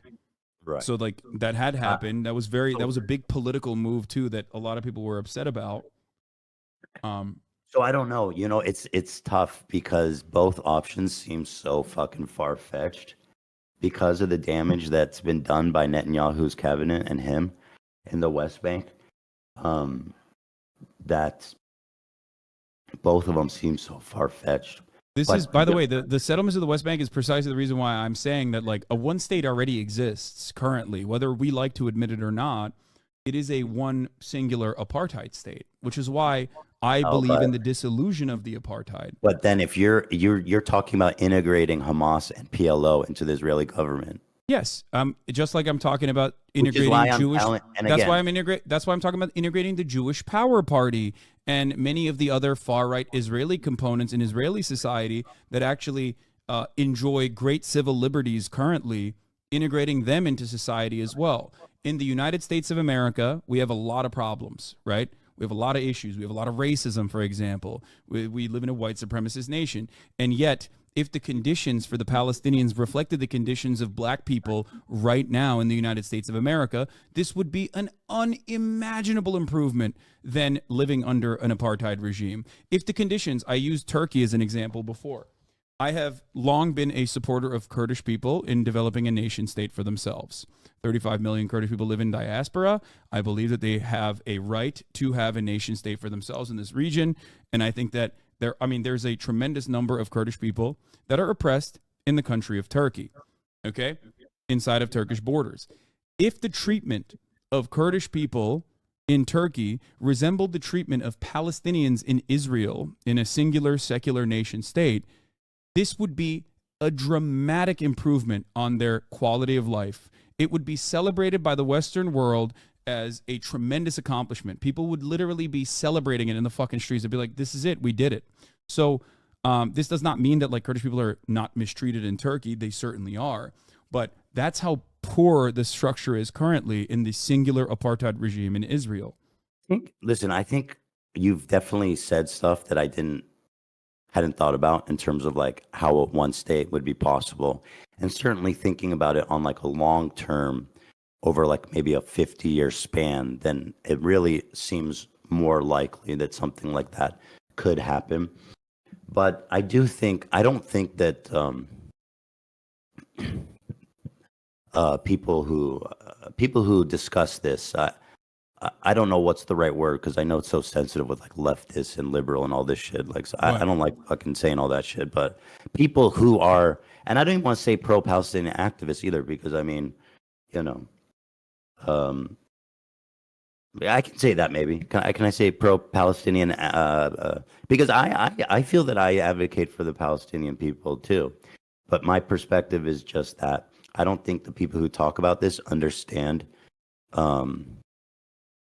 how far Israel will go to make sure that that never happens. I do. I oftentimes don't want to showcase like the full blown Israeli perspective on this matter in an effort to save face, because I understand precisely how dangerous and how violent the rhetoric actually is, and how right wing the rhetoric actually is. Because like, just like in the United States of America, if you look back at like I don't know, the sentiment expressed towards black people in the civil rights movement, like, yeah, there is a steady flow of misinformation and anger that builds up and resentment that builds up on the side that is the party in power, that has to exist so that you can maintain the structures of inequality. This has historically always been the case, and yet when all is said and done, we have the capacity to adapt. And no matter how violent the perspectives of Israelis might be, and there is still always going to be a way to prove to every single person that the best permanent security solution is one that revolves around offering Palestinians a life of dignity. This also, by the way, And discounts the two-state solution. People do too. understand that. It's just getting there is the fucking problem, you know. Obviously. No, I get that. I mean, I I understand think it's funny when people go. I see this clip going around the internet all the time where they go like, Israel versus Palestine. It's not complicated. It's super simple. And I've seen you say it. You say apartheid. Is it good? Yes or no? Obviously, no. And that's not the hard part about this conflict. Everybody can easily tell you apartheid is bad. The hard part of this conflict is deciding what the fuck to do about it. And in that regard, it is extremely complicated. Yes. Here's the thing, though. I think that you are surrounded by people who are very like-minded in many respects. So you don't see the other side of the conversation, because a lot of people do say that Israel's not an apartheid, and it is actually very complicated. That they're not talking about the solution. Hold on. What side is it you're saying I'm not exposed to, or which side am I overly? I think you're talking to like-minded people like myself, more so than I guess like people who you're talking to people who already have like established that Israel's an apartheid state, because the overwhelming majority do not consider it that. I agree, and that's why it's important to frame these kinds of conversations, because I understand that the rhetoric, mainstream rhetoric in Israel and in America, is way, way, way to the right of where we're talking now. So I understand that. Some people might look at this conversation and say that like you're missing the point. I know that. I'm trying to engage in a good faith discussion. I don't need to acknowledge people that are like, oh, we need to kill all the fucking Gazans. Like, obviously that's insane. You know what I mean? But that's not even what we're saying. Like, there are plenty of people who are like, oh man, I really sure feel bad about the Gazans, but also like Israel has security concerns, so they have to eradicate Hamas. Like, I hear varying degrees of this kind of sentiment expressed from a diverse group of people.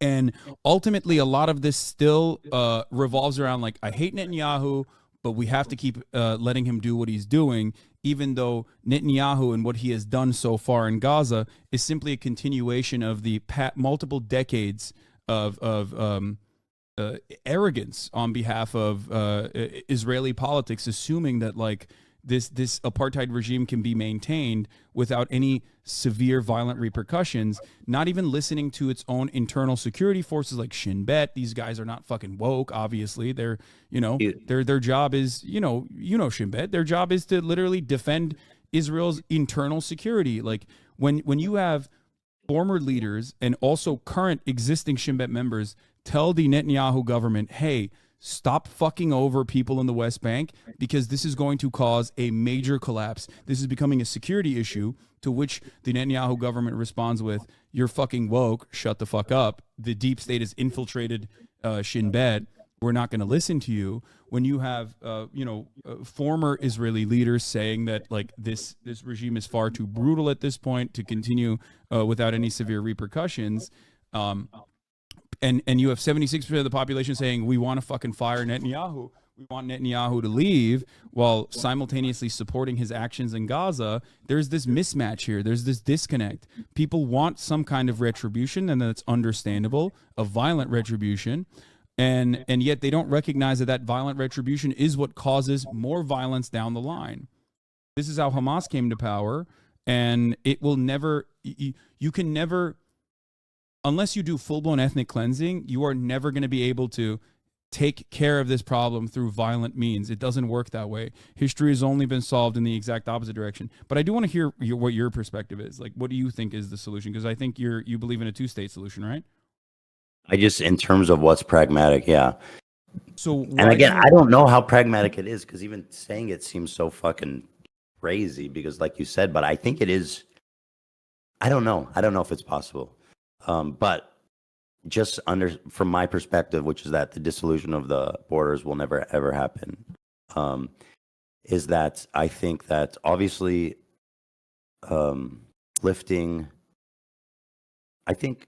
removing the settlers from the West Bank, that's obviously the biggest problem. Like, I don't know how you're going to do that. So how do you think you can remove 750,000 people living in occupied territory right now, whether it be both East Jerusalem, which is very densely populated, but also within the West Bank, where there is 451,000 people living there? Oh, I don't know. I mean, you could do it by force, or you could just say you guys are on your own now. Like, this isn't our territory. Yeah, but don't you think that would be incredibly violent? Like, It to would the be, people it would that be live horrible. there? And there's also no reason for them to do that, because I don't think that that's what Israel wants. I think what Israel wants historically, or at least what it's shown me and others, Israeli scholars themselves who have changed their perspective from a two-state solution to a single-state solution as well, is that we're just going to keep dangling the peace negotiations in an effort to slowly but surely push out Palestinians from their own ancestral homes, as we did You both want me in to the answer the Nakba question? and what's up? Do you want me to answer the question you asked? Yeah. So, I believe that that's the biggest problem. But removing them and lifting the barriers of, lifting the walls, creating a Palestinian state. There'd probably need to be. I know in 1948 there was talks about a train that connected Gaza and the West Bank, or something like that. Or, but I don't know. Maybe there'd be some concessions of land there to make it continuous, and also I would be in favor of some kind of reparations too. Now, again, that seems far fetched. It does seem far fetched. I give it. It's granted, but like, it's so hard. It's equally hard for me to. It's harder for me actually to imagine Israel ever conceding. Do you think So Israel would concede to a two-state solution then? I mean,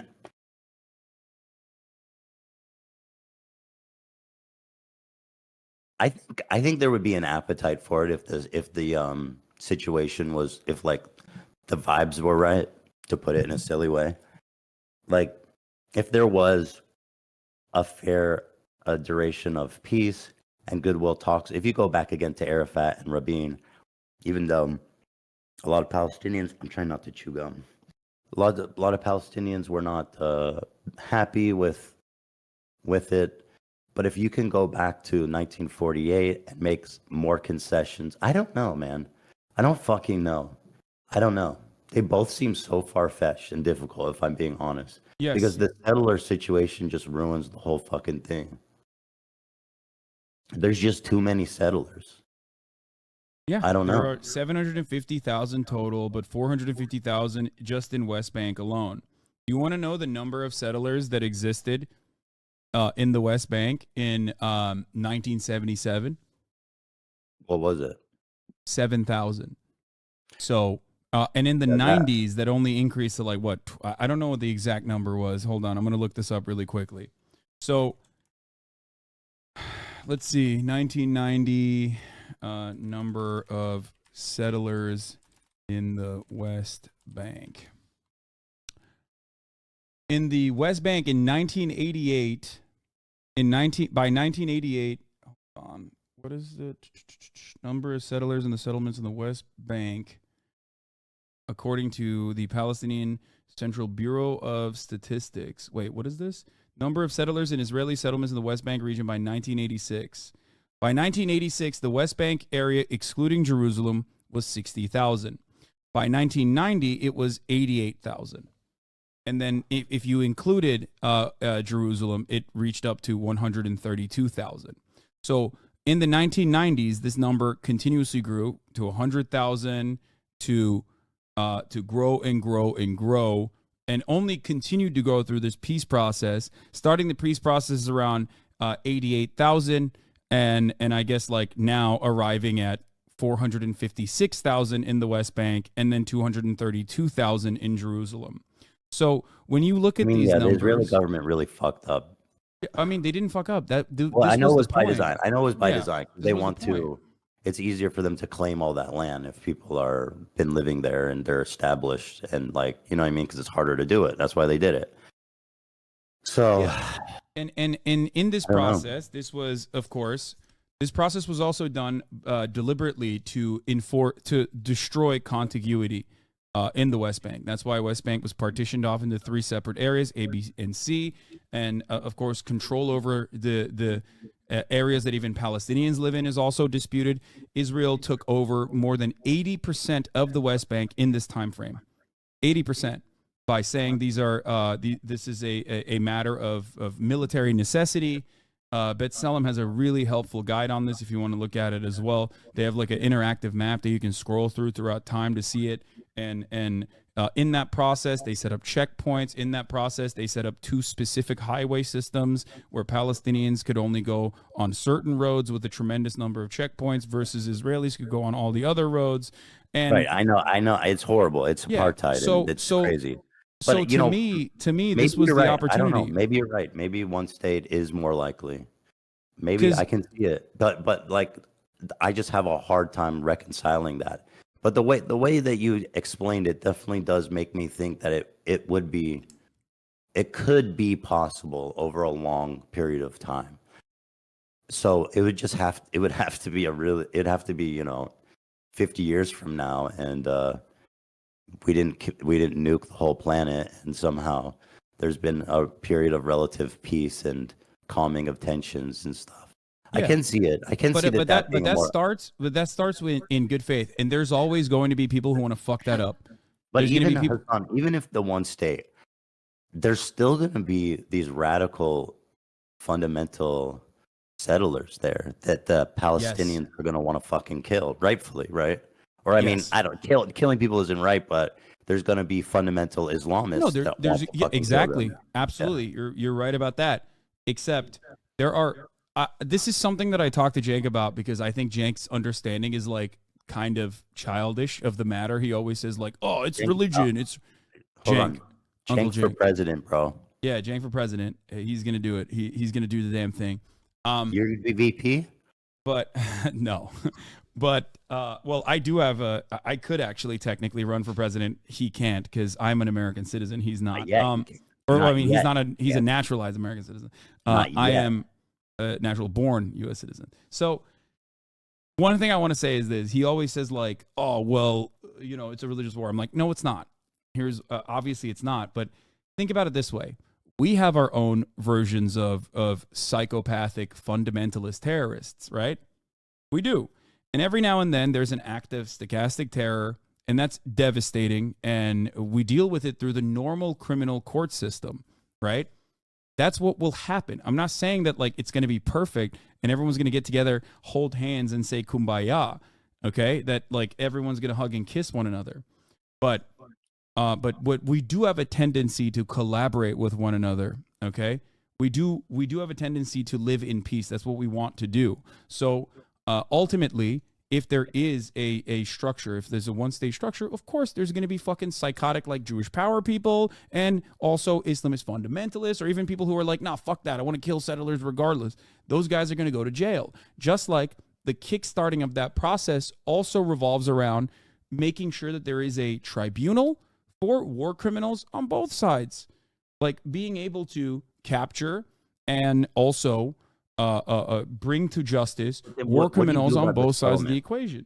What do you do about the settlements that are there now? I guess you're saying it doesn't matter because everybody can live wherever they want. The settlements are precisely the reason why I don't believe in a two-state solution, because I don't believe that there is any reasonable way to eradicate 400,000 people and then 230,000 from Jerusalem. Like that, you cannot do that in a peaceful way. So You the cannot idea take is these people that, out of there.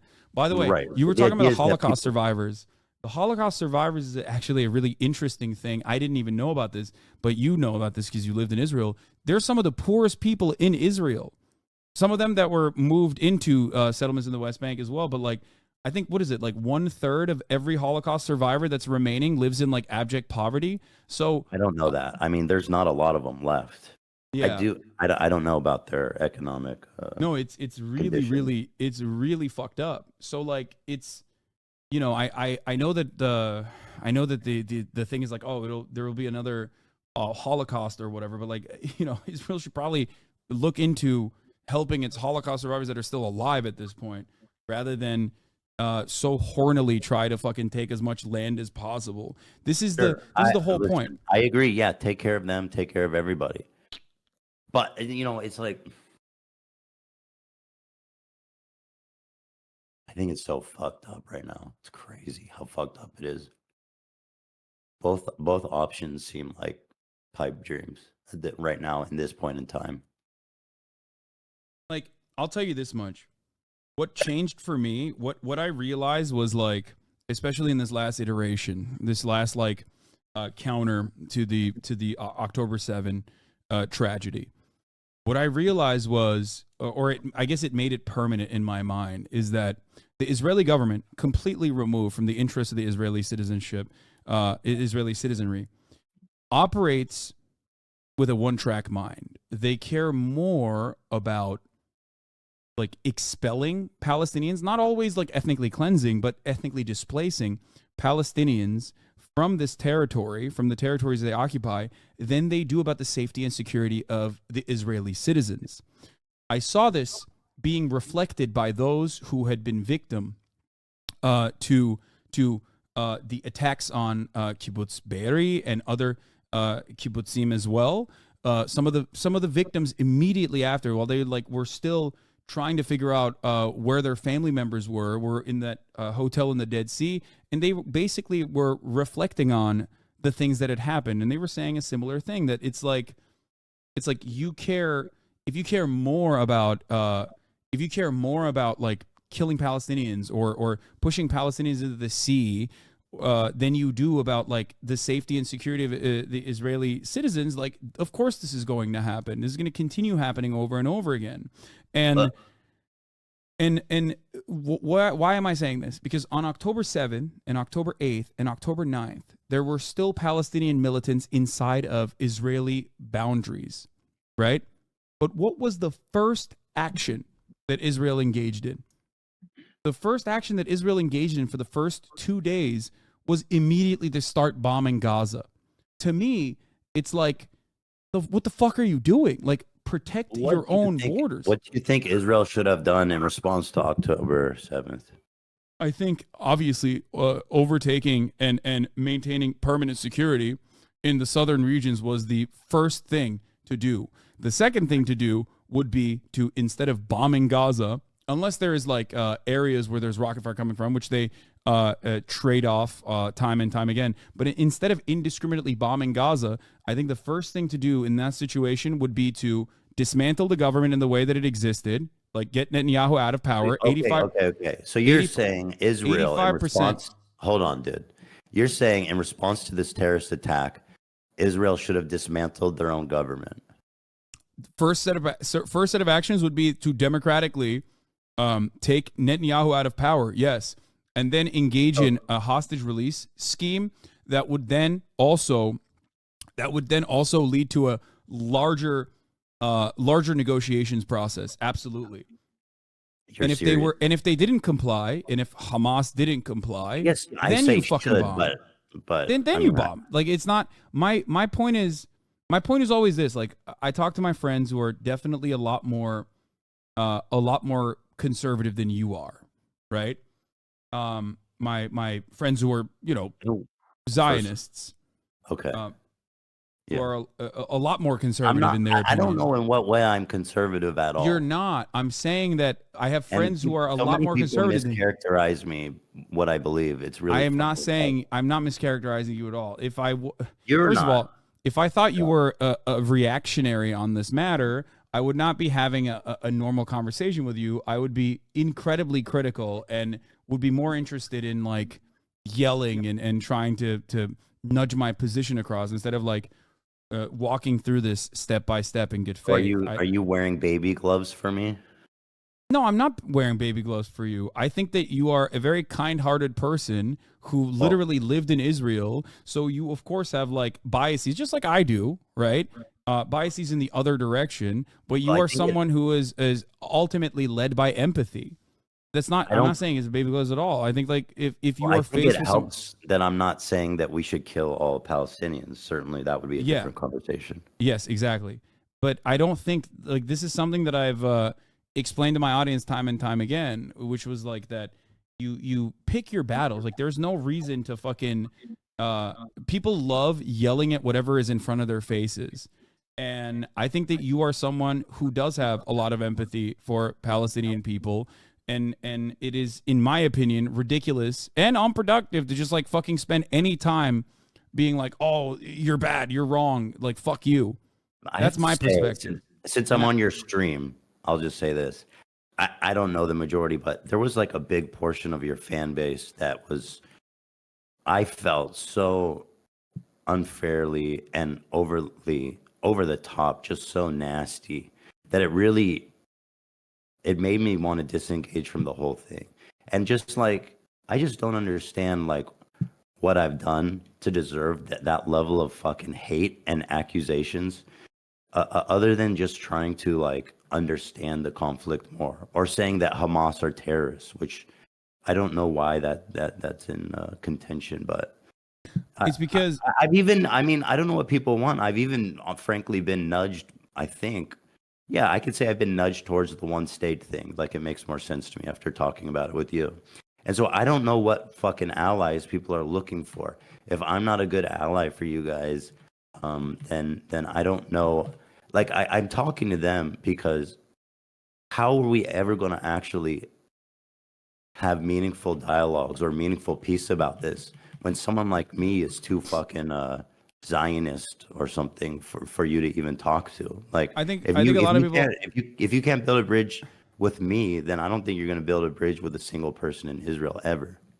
I know I agree with you. I think the reason I guess like this is not a defense because I've like criticized people yelling at you regularly, and have told people to you know have told people to just like think about this critically and understand that there's a broad coalition that is an absolute necessity if you want to make any changes in the political realm and like that you are not anyone's enemy in this struggle. I've repeated it time and time again. I told like I don't spend a lot of time in Discord, but I have nuked I've my seen you own. say that, and I I've nuked appreciate my it. own Yeah, Discord yeah, I before, appreciate what you've said. and I Certainly. think that it's. I think ultimately it's silly to yell at someone like yourself on this process, even if there are disagreements. Even if there are disagreements that people might have with you. I mean, but the difference, of course, is it's the same cycle, right? It's the same cycle that you and I experience in other situations in our lives. Like we say something, tensions are high, and then people just like automatically take a like a black and white position on it, Why the and fuck then are they we not in the posture. studio right now? This is so What? stupid. We've been talking for like 2 hours. And we could have done the podcast.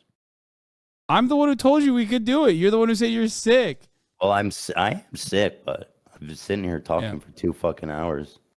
Yeah, we could have done it. I didn't even like promote it because I always worry that people are just gonna fucking take advantage of like any kind of conversation we have to like move it in a direction that gives them clout for no fucking reason. I hate that shit. But So I think maybe I would like to pivot maybe to talking about the from the land to the sea, and maybe trying to explain why, from the perspective of Israelis and Jewish people at large, that they see Yeah. this as a problematic thing to say. I mean, at worst, right? We it's can do used that, by- but I have to pee first. Okay, let me pee real ahead. quick, and then you can explain your position if you want. I'll wait while for I you. pee. I'll It's wait fine. for you. I'll take over. Guys, everybody watching, go to teddyfresh.com. Black Sale Friday. Black Friday sale is live now, you guys. Up to 60% off. Get over there. Teddyfresh.com. Now is your chance more than ever. You've seen Hasan wearing it. It's cool. It's slick. It's neat. Teddyfresh.com. Black Friday sale is live now. Now. Yeah, I don't know. The reason I don't like having these conversations is just because, like,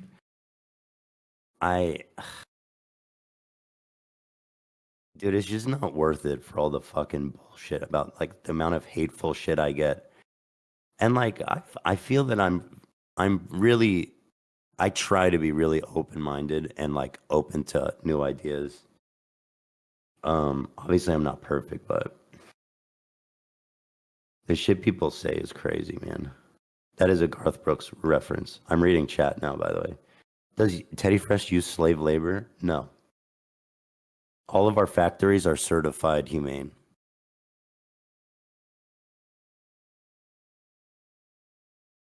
There's organizations that certify factories as having good conditions, work conditions, living conditions, pay conditions, age conditions, stuff like that. So they check all this shit off. All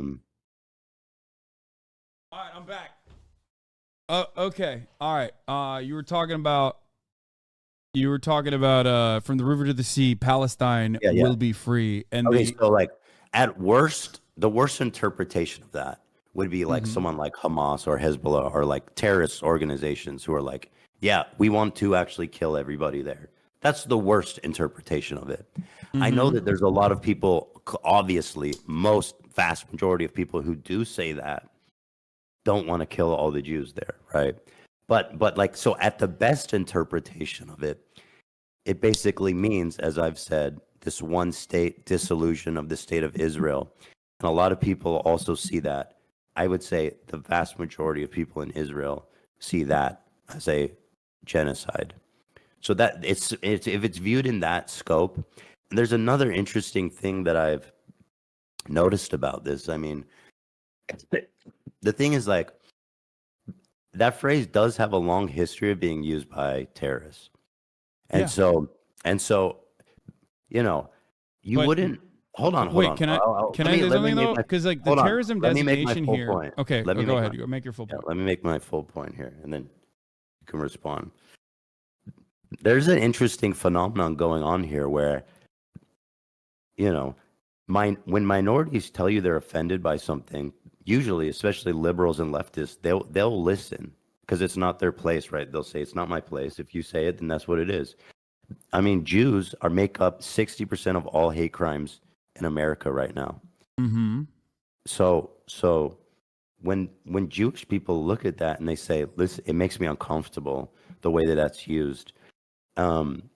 I find it interesting that people see that as an opportunity to argue instead of listen. Especially to me, it's like you can make the same argument about the Confederate flag, where Southerners will be like, "Listen, it's just about our heritage." You know what I mean? That has nothing to do with racism. And maybe and some people do believe that, right?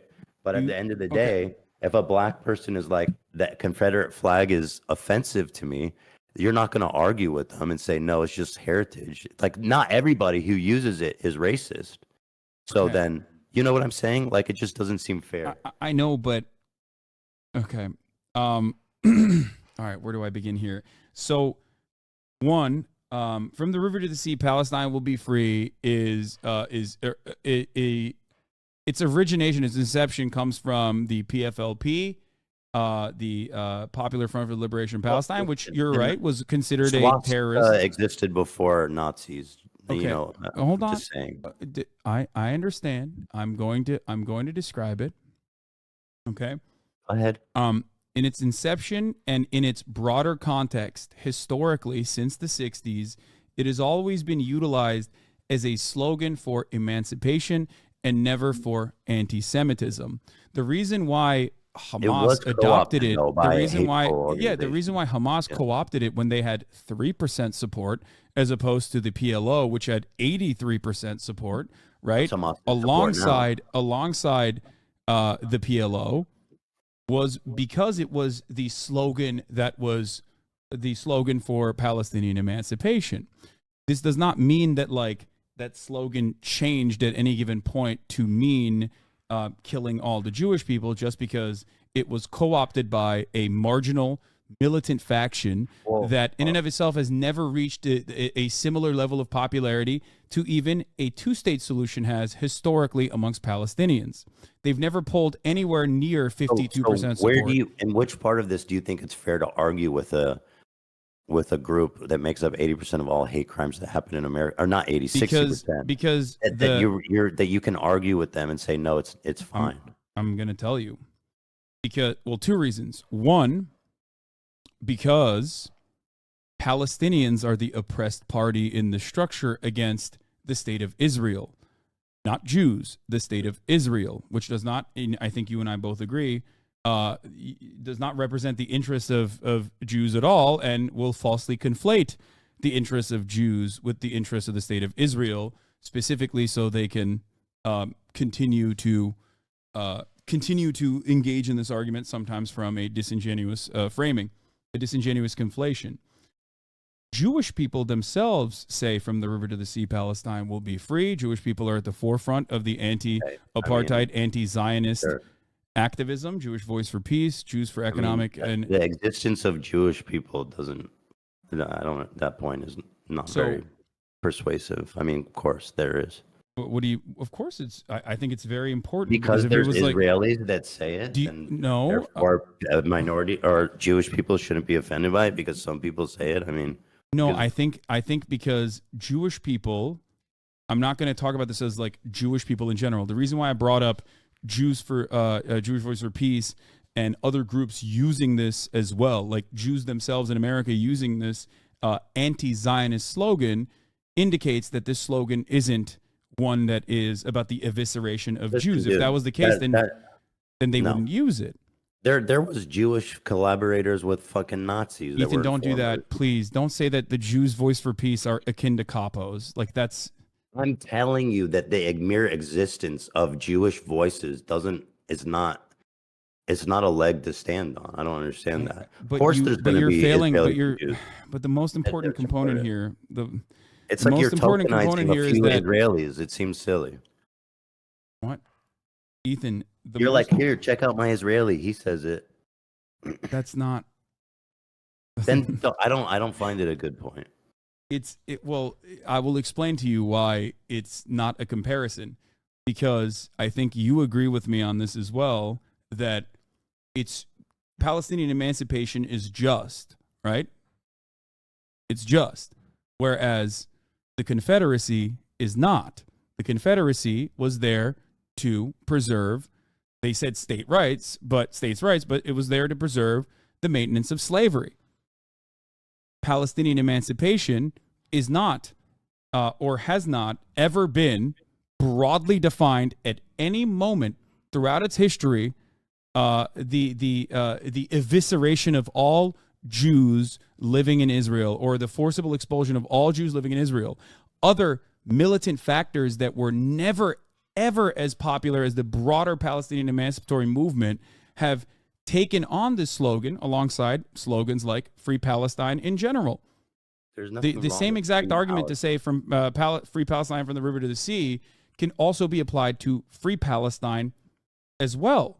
It's just a matter of where the motivations lie. You have to look at how Israelis view it. Is that you're saying that Israel, I don't care about how Israelis view it. I will admit that I don't. And Jews at large. I think I think most Jews. I don't think Jews at large view it. I don't think that is the. In what position are you to even say that? Well, I'm in the position of almost entirely getting. I know. My perspective is you not speak for my motivated by entire ethnic myself. It's group? motivated That's by crazy to me. Jews against anti-Zionist No, Jews. seriously, how can you speak for my entire ethnic group? I find that really interesting. Well, I don't speak for your entire ethnic group. How many Jews have you polled about if they find that offensive or not? It doesn't matter if people You find said it you know a offensive. ton of Jews. It doesn't matter if Jews find it offensive, Ethan. Doesn't That's matter a if a ridiculous. minority group finds something anti-Semitic. Yes, of course, because we're not talking about Jews at all. We're talking about Israel. This is another. This is a conflation between Israel and. No, in this case, the perception is because that phrase has been co-opted by terrorist groups and it's been used widely by terrorist groups, and the idea that's being communicated. Although we've talked about the one state idea today, and the way that we've discussed it definitely seems like more realistic. But people don't think about it that way. They think about basically the state of Israel disappearing. And when Jews around the world think about the state of Israel disappearing, and there's like a mass fucking genocide of all the Jews there, then yes, they're going to look at that and they're not going to be happy about it. Ethan, Israel is the party with all of the power in the structure. Palestinians have no power in the structure. I'm going to listen to the Palestinian voices and tell you the historical reference points as to what from the river to the sea Palestine will be free when talking about it. So just like at what point can a phrase be co-opted by a terrorist, and then you'd be like, maybe we'll back off that one. The swastika and the Nazi comparison is actually a wonderful one, and I do not think that the Hamas or any Palestinian group has ever actually reached the machine of ethnic cleansing that the Nazis have. Making that comparison, in my opinion, is like diminishing the impact of the Holocaust. It's not what they've done or can do. It's about the meaning of it, you know? Yeah, Hamas also says free Palestine. That doesn't change the meaning behind free Palestine. It doesn't mean anything. What you have to look at is what the broader Palestinians, what the Palestinian movement believes, what the Palestinian movement implies when they're saying this. And it's important.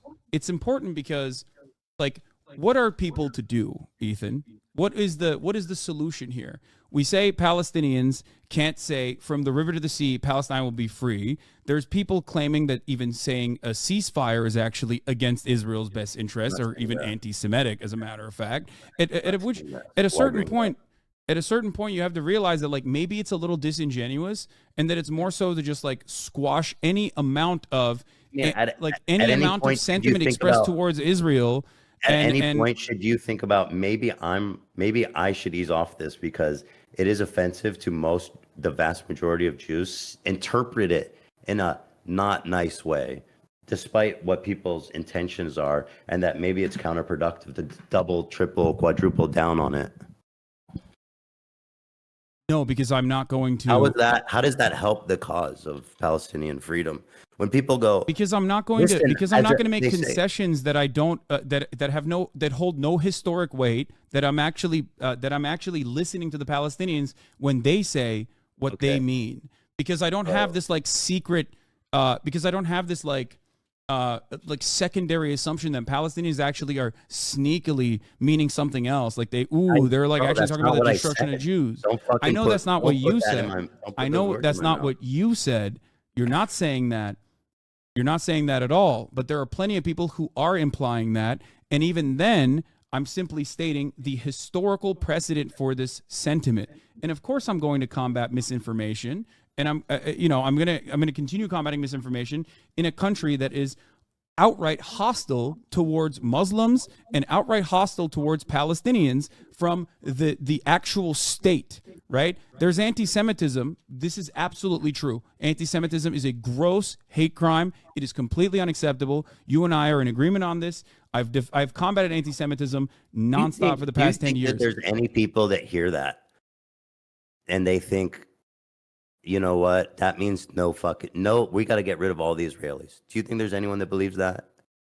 That we have to get rid of all of the Israeli Jews in that area? From the river of to course, the sea. I'm sure. Yeah, absolutely. There are anti-Semites. There are anti-Semites in the pro-Palestinian movement. Do you think that it could be potentially misconstrued? Can it be potentially misconstrued? Absolutely. Anything can be misconstrued. So Any slogan can be in misconstrued. consideration of all these things, if it can be misconstrued, if it is believed by people to mean it that way, then I don't think Jews are outside of their right to say, hey, this phraseology makes me uncomfortable. And I find it interesting that of all the minority groups, and again, people don't consider Jews a minority because they're white. I only say minority group, or most Jews are white, not all of them. But I say it because 60% of all hate crimes in the United States are against Jewish people that make up like less than 1%. So I find it interesting that when a minority group says like this phrase makes me uncomfortable, and I think the proliferation of this phrase is, You're saying a minority. You're saying a minority group, but the problem here is this. I don't think it's fair to just say, well, fuck you. I don't think because the conversation revolves around Palestinians, which, Muslims are a minority group in general, Palestinians an even smaller minority group, against Zionists, specifically Zionists who are maintaining the violent nature of the apartheid state in Israel. So in that structure, there are significantly more Zionists in America than there are Zionist Jews, and then there are anti-Zionist Jews. Zionist and anti-Zionist Jews are marginal because of the number of Jews in general on the planet, right? The much larger conversation is being had between Palestinian activists, which feature anti-Zionist Jews and anti-Zionists alike, some of which are anti-Semitic. I'm not going to say that they're not, okay? Versus the much broader, much larger Zionist community that is comprised almost entirely of Zionist evangelicals, Zionist Christians in general. That's the conversation that's being had about the state of Israel. You can criticize Saudi Arabia and do it from an Islamophobic perspective, but many people are never going to turn around and say you're being Islamophobic when you criticize Saudi Arabia. But when you criticize Israel, because the foreign ministry has maintained this position and this posture for a very long time, propped up by the likes of the ADL, this conflation is the immediate counter, and I think it's cynically deployed. Is there real anti-Semitism that occurs? Deployed. Absolutely. It's not cynically deployed. It's not. I mean, maybe some. I don't know. I don't think so. I think come on, really Ethan. You don't think people are cynically saying something is anti-Semitic? Do you know how many people call me an anti-Semite? There's like literally fucking groypers online who Jewish people don't like that phrase. It makes them uncomfortable. It's used by Hamas. It's used by the fucking jihadist group, the Palestinian jihadist group. It's used by other extremist organizations. It's been co-opted. At what point? At what level of co-opting do you think it's time to phrase this out? At what level of co-optation? I told you already. The swastika is a great example of this. The Nazis are gigantic. So it's not racist. So it's not racist until there's like a full mass systemic genocide of Jews. No, it's not racist until there is a broad movement behind full-blown ethnic cleansing of Jewish people. Yes, even if it's like in support, there is no. In the grand scheme of things, throughout the history of Palestinian emancipation, which I will reaffirm my support for, I do believe it is just and I believe it is moral. Throughout that history, Hamas is but a mere blip, okay? Hamas is but a mere blip, and even to this day is not has never reached broad popularity. Hamas itself is like reinstituted its charter as well. If you want to fucking believe what they're saying, it doesn't matter. But ultimately, the mantra itself predated Hamas and will continue to exist as long as there is an occupation. So having a conversation about the optics of a slogan when 11,000 Palestinians have been ruthlessly slaughtered by that same state is ridiculous to me. I think it's fair. It's uncharitable. This characterization is super unfair. I mean, you're making it sound like I'm a fucking like. It's got nothing. The concern for it has nothing to do with what the Israeli government is doing, the ethnic cleansing and murdering of Palestinians. It's got nothing to do with that. Invoking that is not fair. 57% of Gazans, by the way, And I'm not criticizing them. I understand why people would support Hamas during all this who are in Gaza. But you say that, I mean, they have. Yes, in 2017, they have white support in the Hamas West Bank changed its charter in order to Gaza. gain international recognition. It has white support in Gaza and the West In Bank. 2017, So Hamas so changed you're its saying- charter in order to maintain its civil governance factions and also gain international recognition, as had prior terror cells like the ones that you mentioned that Ben Shapiro still considers a terrorist, like Yasser Arafat, as they try to do the exact same thing. You might not believe them. Okay, I do think that there are certainly still anti-Semitic people inside of Hamas, of course, but ultimately, Not all of them? Palestinian people saying that they support You think there's violent you think there's emancipation. Hamas people that are secular and cool and don't hate Jews? Do I think there are Hamas militants? Absolutely, yes, No, 100%. No, that's not what I asked. I said, do you think there's Hamas people that are like chill and secular and they don't hate Jews? Oh, 100%. What? Yeah. You can yell at me all day for that. I 100,000% believe it. There are fucking 18, 19-year-olds. They don't know anything except fucking bombs being blown up in their heads. That is simply that is simply a means of violent retaliation. I don't think people operate on being bad and being good. I think people operate on, holy fuck, there's a bomb blowing up in my face that killed my fucking family. I hate this fucking state, and I'm going to join whichever faction will allow me to continue fighting against this state. Not every single person is like motivated by like cleansing every Jewish person in Israel. If that was the case, they would not have tried to make a. They would not have tried. Okay, if that was the case, they would not have tried to change their charter and become more. And recenter their posturing so that they can get international recognition. Whether it was going to happen or not is one other thing. The original one was like insane. Yeah. And who the I agree. I agree. Open this link. I mean, this was just happened last week. If you'll pull this up. What is this? It's one Memory of the reports. What the fuck is this? Oh, it's just a clip of a Hamas. Oh yeah, this is the Lebanese guy. Okay, so Hamas, just like every other. Just play it. I know. I've already played this. He's gonna say we're gonna do 1,000, a million October 7th. Yes, I know. Just play it. I want people to see it. Okay, here I'll play it right now. I think my dog groomer is outside. I'll just read it because somebody has to read the. Okay, yeah, it says because of constitutional security, military, and political catastrophe to the Arabs. I'm reading it. To the Arab and Islamic nation, it must be finished. I can't hear you. Ethan, this is not the own that you think it is. I've already covered this. I already talked about this. I just want people to see it. I know. I've showed this on my stream. I don't know why you think this is like an own. Well, do you think that every single person watching right now has seen every second of your stream? I don't know, but okay. I mean, here we'll just probably not. We'll play it again, but I'm simply stating that, like, you know, I'll read it for you if you want. It's not like a. This I'll is not read like it if you're going outside to get your dog groomer. I can read it. Yeah.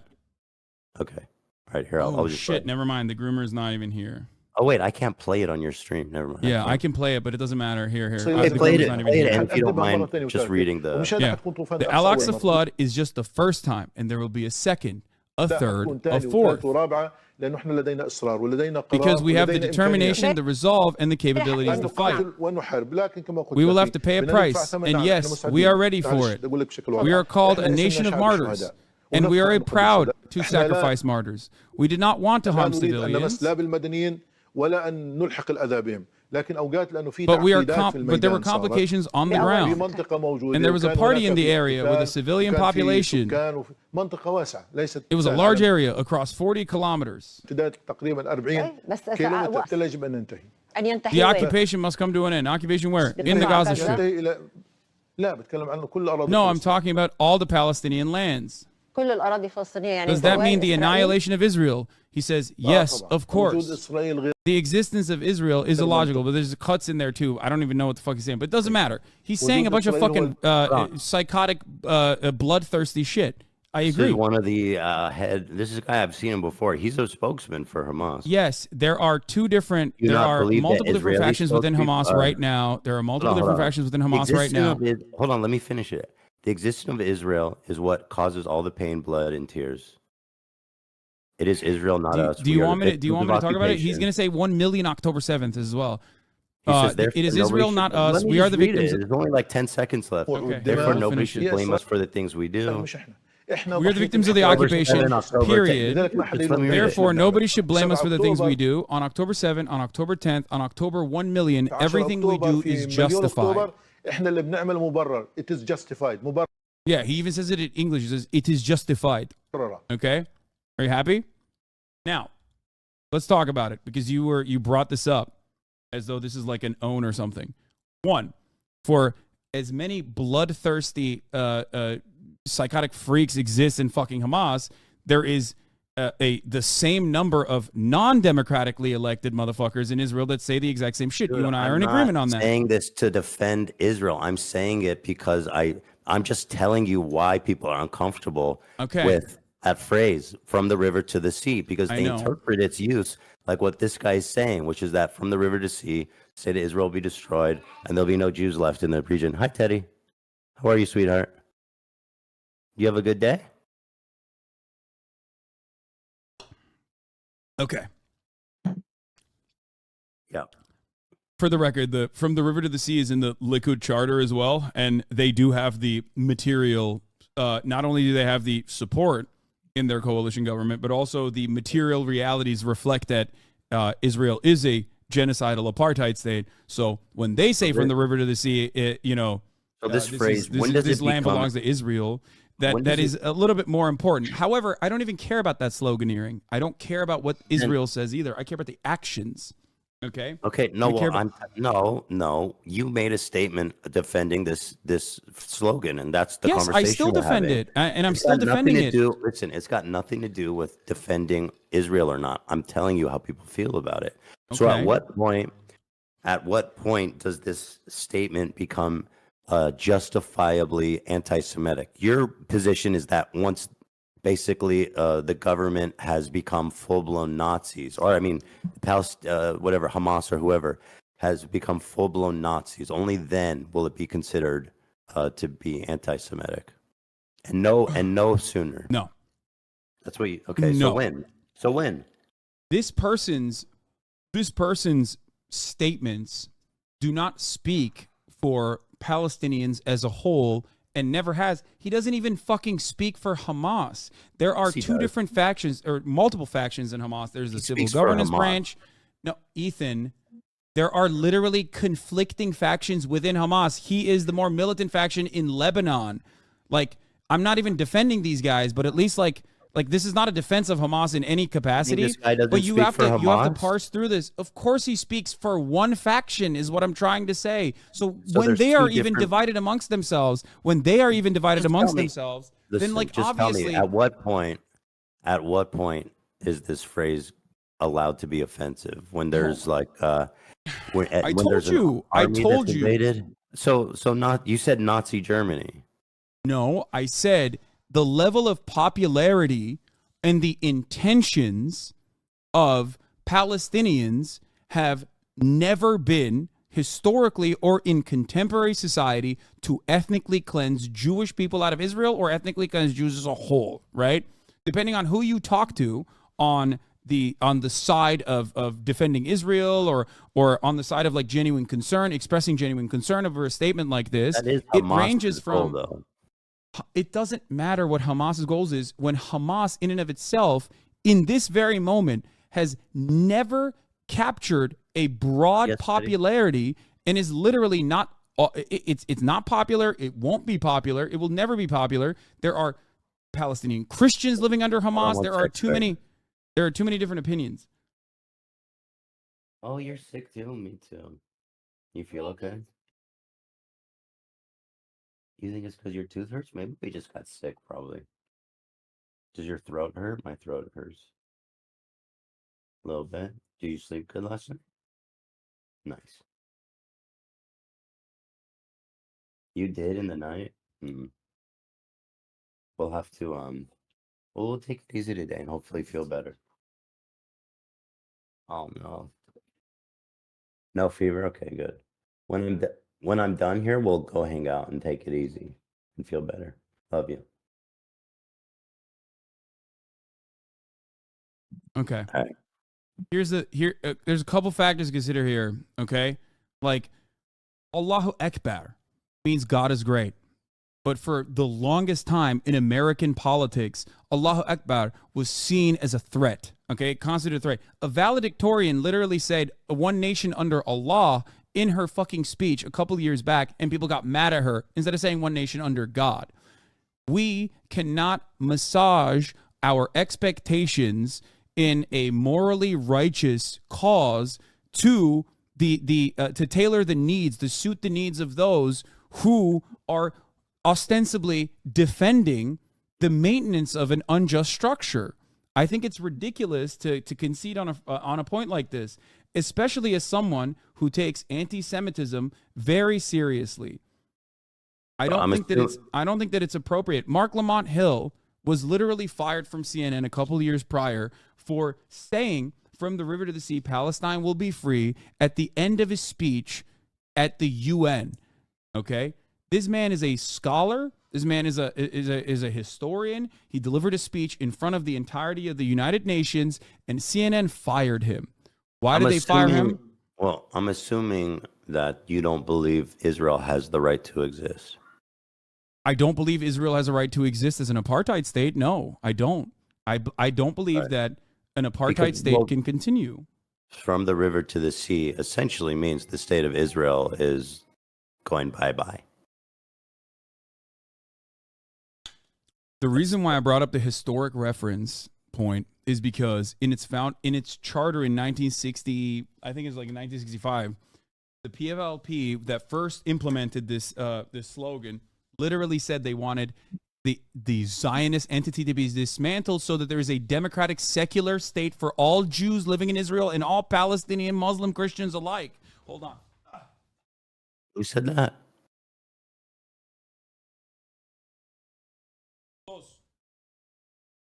TeddyFresh.com, guys. Black Friday sales going on right Sorry, now. I had to get my food. Like, what are you eating? Do you think that what are you eating? What? I just got chicken. My dad just made me chicken. Listen. Your dad made you chicken? Yeah. Listen. This is important. Okay. So a lot of Israelis, like you also personally mentioned, right, believe that a secular singular state would mean genocide. But you also have been reasonable and have come to terms with the Israeli fears being overrepresented in this conversation. And this is the exact same conversation being played out once again. When I talk about emancipatory movements, I feature the actual people that are being wronged in this process and not the considerations of those who are defending, maybe not directly oppressing those people who are asking for a just cause that are morally on the right side, but those who are defending those who are wronging them. I don't care about the considerations of people who defend Israel in that situation. The Palestinians are the ones being wronged, which I agree with. Yeah. Then they can't be. Then they can use that phrase they can use phrases with impunity about Israel. I mean, if they said, kill all the Jews, then no, of course not. That's not a phrase that they can use with impunity. What if they said Israel shouldn't exist? Israel shouldn't exist? Israel shouldn't exist. It depends. It depends contextually. It's entirely about whether or not it is contextually appropriate. It's like the fucking OK sign. Nazis use it, you know what I mean? But contextually speaking, if you hit the fucking OK sign, that doesn't mean you're a Nazi. If someone is talking about Israel cannot exist within the framework that it currently exists, then yes. How many people are talking about it like that though? Like I know you are, and in like your political circles and stuff, people do talk about that. But when someone out, just in the world says Israel shouldn't exist, I don't think, I wouldn't assume their intentions are always pure. That they're precisely why I said context is appropriate. context is right. But in most context contexts, is I guess important. No, I don't think in most context. I don't agree with that. It's like saying America doesn't. if you say America shouldn't exist in the way that it does, is like when I say it, it's different. I'm an American citizen. When you and I doesn't can have say any it weight, easily. though. Doesn't have any weight. There's no terrorist group trying to fucking kill Americans. What? Yes, there. Wait, I thought I don't get it. I thought Hamas was crossing the fucking southern border to come and destroy America. Right. Like, well, I know it you're hasn't not saying happened that, yet. but I know it is crazy that people are saying that. I agree. It's absolutely fucking nuts that they think that. But So, anyway, you that's understand where I'm coming from? I'm just telling you the Jewish perspective. That's why people don't. No. When they hear it First from of the all, river no, you're to not the telling me the sea, Jewish perspective. You're telling me. I you're am. telling- I am. No, I am. Ethan, you can't say it's just the Jewish perspective when. I'm telling you because Jews, I know they're talking about Israel, but when Jews around the world hear someone say Israel shouldn't exist from the river to the sea, which is how it's interpreted, they see that, again, I keep bringing this up, they see it as a genocide. Okay. Can I ask you a question? I'm just telling you that's what it is. The perspective of like like I said, it's not every single Jew or like the Jewish perspective. Jews are not a monolith. I think that it's ridiculous to make this assertion when, like, again, Jews, anti-Zionist Jews, are at the forefront of criticizing Israel and have been using this term in perpetuity, and therefore comparing them to capos is, like, I think, very inappropriate. Dude, no. My point in comparing them is to say you can find support on any movement by anybody. You know, it's just but that's not. But that's not a it's not broadly. persuasive But that's to not say, like a. Hey, it doesn't. That's not a tiny, minuscule percentage of the Jewish population. That's a very important percentage of Jewish scholars. It's a very important percentage of Israeli scholars. It's an important percentage of Jewish people in You're general. saying that you know that there's a large portion of Jewish people around the world that say from the river to the sea. Not a large portion of Jewish people around the world, but I don't So how many concern are we myself. talking? I don't concern 100? myself with what Jewish people think about a particular slogan when I'm talking about a particular slogan that is supposed to be, when I'm giving you the historical context of where the slogan comes from, not necessarily like how Jewish people perceive it, especially when Jewish people on either side of this equation are a tiny sliver of the conversation. Anti-Zionist Jews do not make up the broader movement, just like Zionist Jews do not make up the broader movement of defending Israel. It's literally we're living on a planet where invoking that some Jews, there's Jewish people that agree with you is I'm just saying I don't think it's a good argument. That's all. No, I'm simply, the reason why I mentioned that is Sure, you because can find if you Palestinian- consider you it to can- be I'm sure you can find an Arabs and Palestinians eradication that are like in favor of the occupation too. No, the reason why I brought that, Ethan, and the reason why I think it's a disingenuous framing to compare it to the Confederate flag or to say that Jewish people agreed with like Hitler or whatever, is because you know a lot of these Jews who are anti-Zionist. You probably respect a lot of these Jews who are anti-Zionist. Do you think that they would actually fucking defend a phrase that unironically is pushing for their ethnic cleansing? Do you think that that is the case? I ask you in all sincerity. About a real measurable group of people. You're just using Jewish people as a token. That's not true. Then who are these people? You're talking about 100, 200? I mean, what are we talking about? I'm talking here? about the tens of thousands of Jews that have been demonstrating on the streets since. And you've asked them, October 9th. How they feel about from the river to the sea. You've polled them on that. There are literally written. There's so much written articles on this exact same thing, this sloganeering and what it actually means. Yes. Sure. They're the ones who are screaming it. They are the ones who are screaming it. Yes. Really? Show me all the Jews screaming from the river to the sea. I'd like to see a fucking video of that. Even one would actually be quite surprising. Find me one video of a Jewish person screaming from the river to the sea. Okay. Go ahead.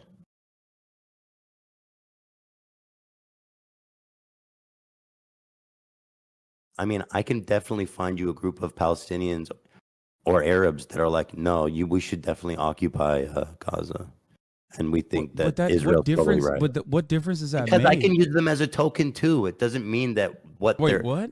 That doesn't even make sense. That doesn't even, what you just said doesn't even make sense. Why? Right here. Find me a video of it. You know what I mean? Let's see. I want to see all these. Here, this is from Jewish Voice for Peace Action. Here, I'll send this to you as well. The full phrase is from the river to the sea, Palestine will be free. If you believe that freedom for Palestinians means eradicating Jews, it says more about you than... Let me see it before you... Let me see what this is. Do you think these guys are capos? It's really... Okay. Do you think these guys are capos? They're criticizing Representative Debbie Wasserman Schultz. So let's see. Stop trying to... This group, Jewish Voices for Peace Action. What do you know about this group? What do you mean? What do I know about this group? This is one of the forefront. This is one of the leading advocacy movements of anti-Zionist Jews in this country. Alongside Jewish Voice for Peace, you also have Jews for Economic and Racial Freedom. But don't you see how fucked up it is to be like, this group of people say it's not offensive, therefore the rest of you shouldn't care about it? No, you asked. You said, show me a Jew. And I didn't just... No, show me a Jew screaming from the river to the sea. You showed me a tweet. I mean, on Twitter, people brigade any fucking thing. Like, this is 36,000 likes. These guys are at the forefront. These guys are at the forefront of anti-Zionist. Of course there's groups. Anti-Zionist protest. Of course there's groups, dude. Ethan, you asked me, and I gave you an answer, and now you don't like the answer, and now you're saying this is... The majority of people retweeting that are Jewish? That doesn't change anything. You asked me to... Why doesn't it change anything, You asked me for a particular... You asked me to literally... First of all, there's Jews in my chat right now. Video. I said, show me a video, not a tweet. There are Jews in my chat right now that say it all the time. Not that you care, because like clearly, when I show you not just a single Jew, like you asked, but literally need to rely on that argument. It's literally an entire movement. I don't understand why you rely on that argument. It's silly. You asked me. The reason why I'm mentioning is because do you think these are bad people? Do you think these are? You brought it up. You said, do you think these are anti-Semitic? Do you think that these are anti-Semitic Jews? Like the people that are protesting. You said there's tons of Jews that are saying this. Yes, of course. Show me one video of a Jewish person saying it. You sent me a tweet. Here to protest. You said you could find me a video. I'm gonna literally call up Noah Colwyn to have him say it. I don't care what one person says about it. I'm talking. You know what I mean? Here. But you said show me a Jew. I'm showing you a video of a Jew screaming from the river to the sea. Okay, I'm gonna call up Noah right now. I don't want to talk to Noah. I don't give a fuck about who that is. I don't know anything about him. What do you mean? I'm gonna call him so he can fucking scream it. He can scream it at you.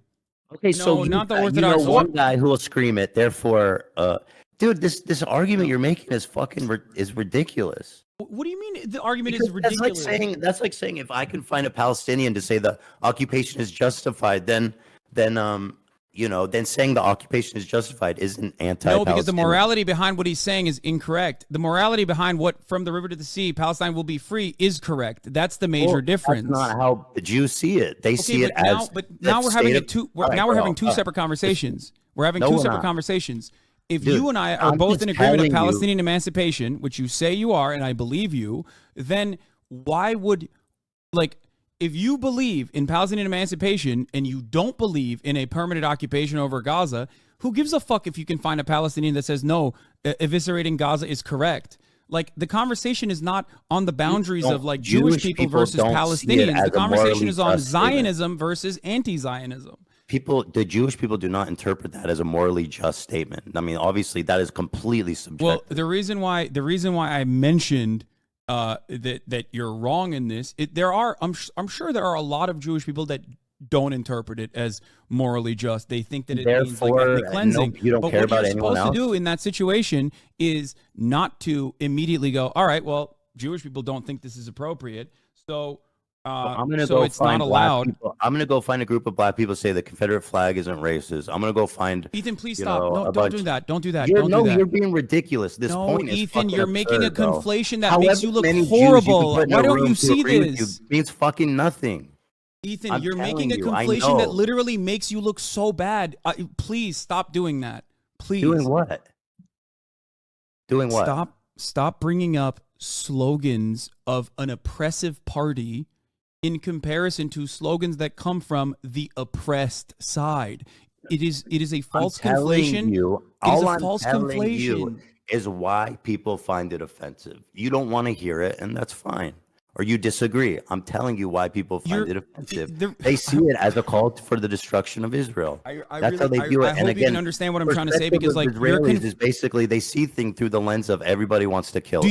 do you think And so a black therefore- white supremacist that defends the Confederacy is akin to a Jewish person that is defending Palestinian emancipation My point and is that saying you the can slogan?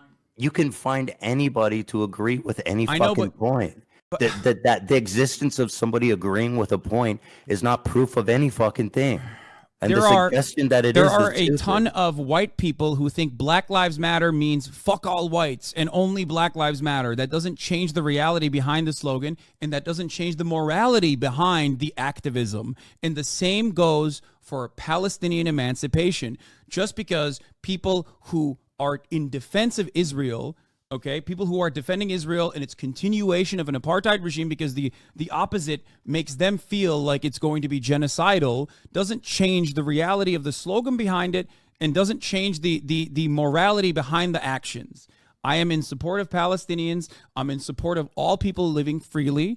I'm in support of I am permanent too. security. Stop putting these fucking words in my mouth like I don't. The way you set that up is fucked up, and that's why people get so angry. No, I'm not putting words I'm in your mouth, literally- but you're putting words in I'm your mouth. explaining to you why people find it offensive. That's it. Here I'm with not. the You know what I mean? Jewish voice. I'm telling you how people interpret that, and like when people double down on it and they use it, and people, it's offensive to the vast majority of Jews. I'm telling you, despite how going many to- you know that you could fit into a room that agree with you. I'm telling you This is going to literally, like, I'm telling you, I don't know why you won't listen to me. I'm trying to, as your friend, I'm seriously urging you to reconsider your position, because if you are, position. I'm literally just explaining why people find it offensive. What is my position exactly that is a problem? What's my position that's your a position problem? comes along with the false conflation that this slogan is harmful to Jewish people. A slogan that is a slogan that is that. otherwise not harmful to Jewish Jewish people people can believe be it is used in an harmful to anti-Semitic them. fashion. A slogan Jewish that is, people believe it is harmful to them. but that doesn't change the reality of the slogan or the fact that there are plenty of Jewish people who are in support of Palestinian emancipation who use it. It's a slogan at the end of the day for a morally righteous cause.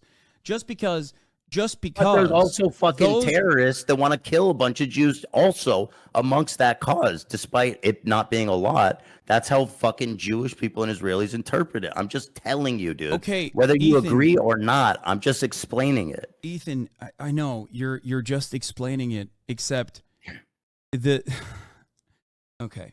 You're not gonna convince Jewish people that It doesn't matter. I don't care about It's not convincing Jewish offensive. people. But first of all, I care about convincing whoever will actually listen and try to understand from a charitable perspective what I'm trying to say. But ultimately, yes, I am not going to move on this position because people are uncomfortable by this slogan, considering what the slogan actually is. There's no reason to concede. There are certain things that I find that's not completely true. unacceptable. There are reasons. I mean, you like you wrote- said, if you wrote From the River to the uses Sea, it, terrorist groups use it, and so like there are reasons. Whether you agree with them or not is a you're justified Hamas to says disagree. free Palestine as well. Does that mean free Palestine means eradication of Jews? It's in their charter too.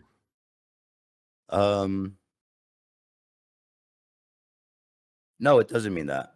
Okay, what's the difference then? I mean, obviously the context matters, right? Some people mean it that way. That's some what I people don't. said. That's what I said from the start.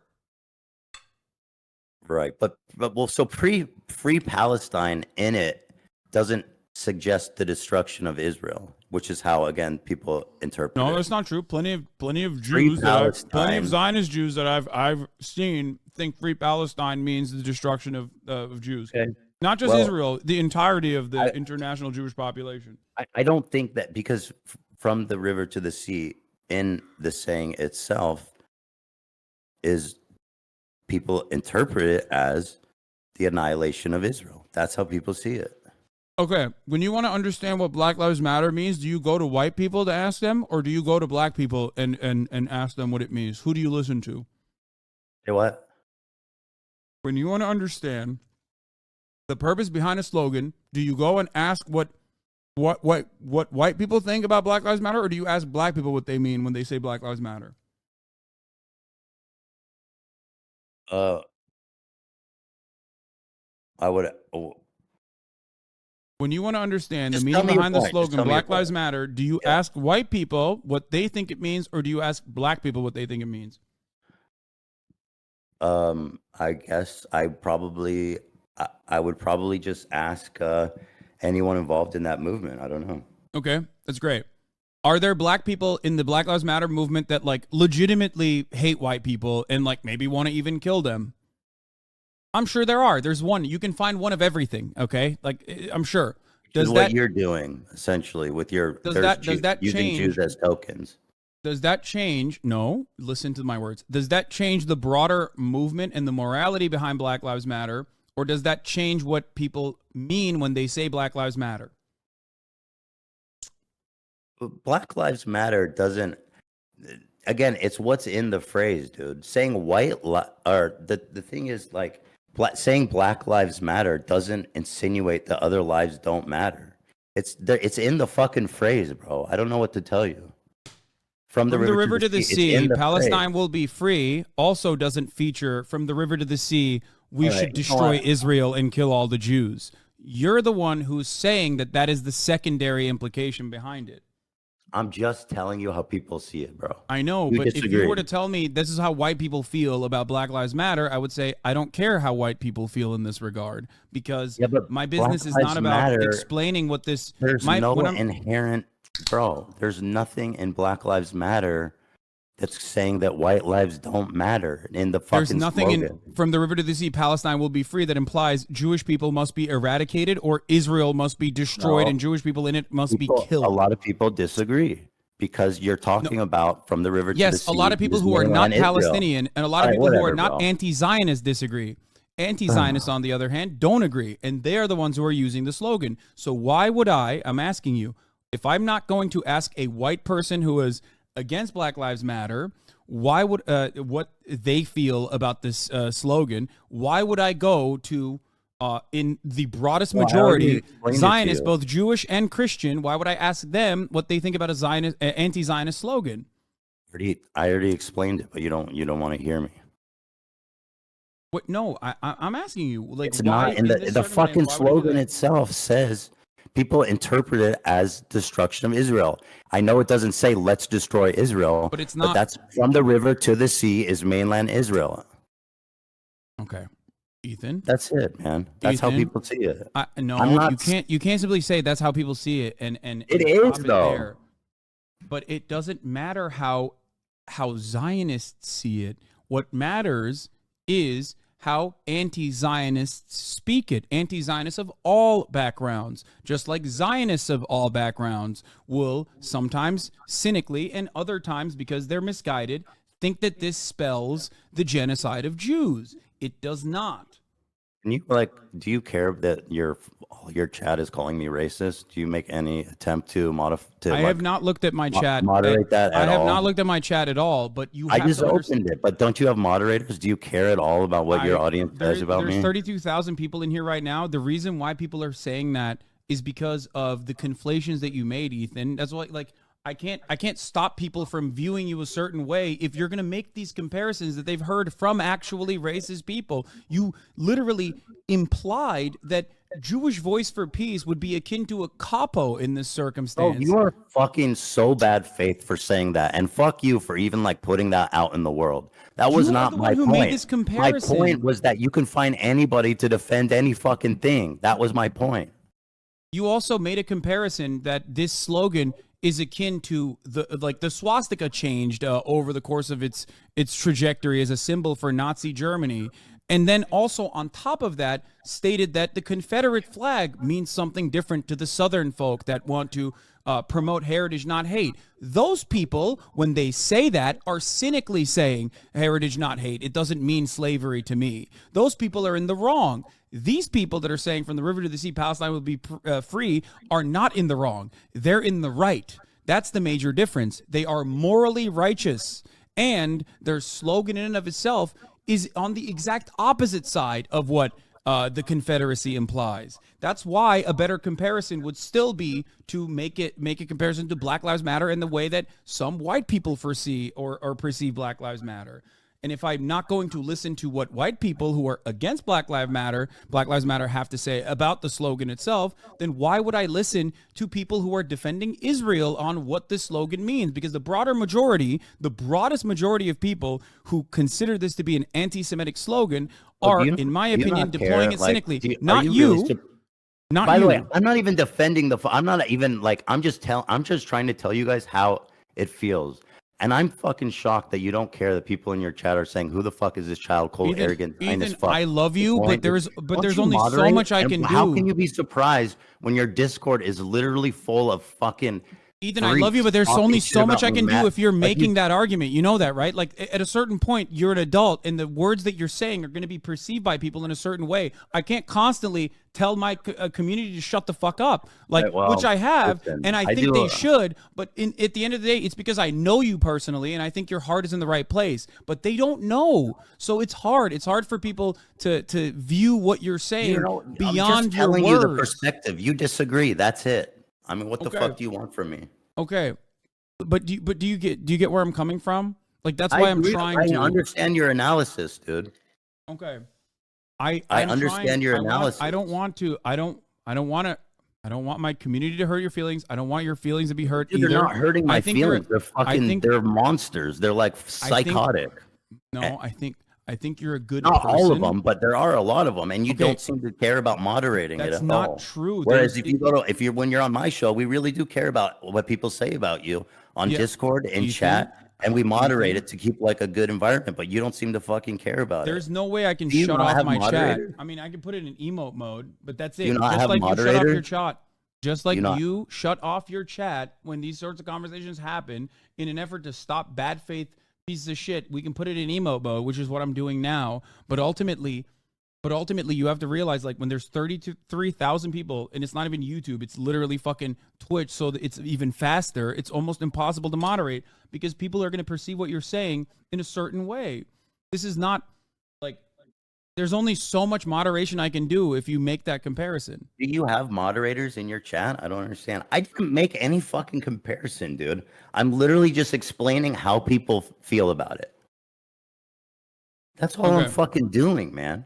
And you continue to put words in my mouth, making it seem like I'm comparing them to fucking Jewish Nazis and shit. Hold on. It's so fucked up. It's not fair. And when you say that shit, then people in your chat are obviously going to co-sign it. And they're going to fucking, think that, as I quoted, a Zionist fucking freak pig. I mean, I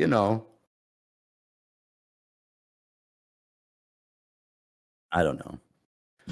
For the record, I understand the analysis, right? That it's not anti-Israel or anti-Semitic. I understand. And I agree with his analysis, actually. I do. I'm explaining why Jewish people around the world find it offensive. And I can tell you guys, most Jews do find it offensive because the way they interpret it, which is the destruction of Israel. That's how they interpret it, whether it's meant that way or not. And I think that it's worth, acknowledging that that's how people feel about it. Keep using it. By sorry, I was gone. I'm talking to the audience. Can you hear me? Okay. I'm telling the audience because I don't think I can. You know why? But I'm just explaining to the audience that I'm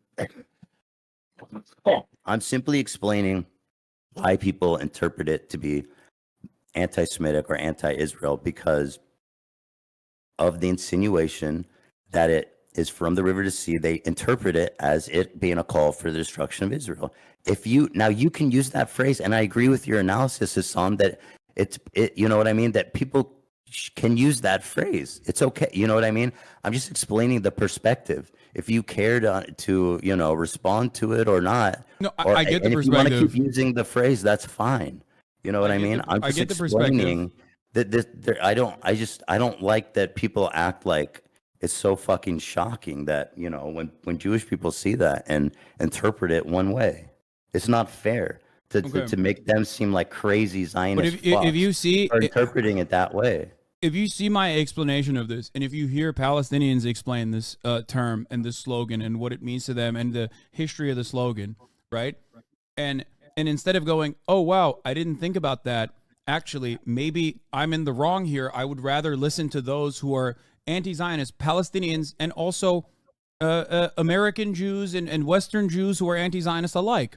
If they all are if they all have this kind of perspective overall, then if you are also on the side of the emancipation of Palestinians, don't you think that the better thing to do here would be to educate people to ensure that there's not any further like misunderstandings on the front? Because that's the reason why I make this statement. That's the reason why I try to educate people when there's a sea of counterfactuals and counter narratives that simply claim unconditionally that this is like anti-Semitic. Anti-Semitic people can use this. I do agree. I disagree that it's unconditionally anti-Semitic. But do you understand why some people might find that like a scary phrase to hear around the world? The world. But okay, people good. also think I know, but people also think Free Palestine is a scary phrase. Bro, so you acknowledge that Jews around the world, you can understand why they would see that and can think of it as a scary phrase to them. That would make them uncomfortable. Yes, just like Black Lives Matter can be an uncomfortable phrase for people, but it doesn't change my mentality around the phrase. And if someone asks me, okay, whatever, bro. I don't know. What do you mean, whatever? That's not whatever. That's very important. We're just talking in circles. We've already talked about this shit. I know, but it's important because I don't want you to think that I'm like cynically or in a weird way, just like being like, no, so. Anti-Semitism is like totally fine actually with this one phrase. But what you won't make any fucking concessions, and it's crazy. Like I make so many fucking concessions to you all the time from my heart, and I listen and I fucking try to move towards your side every time we talk, and I do.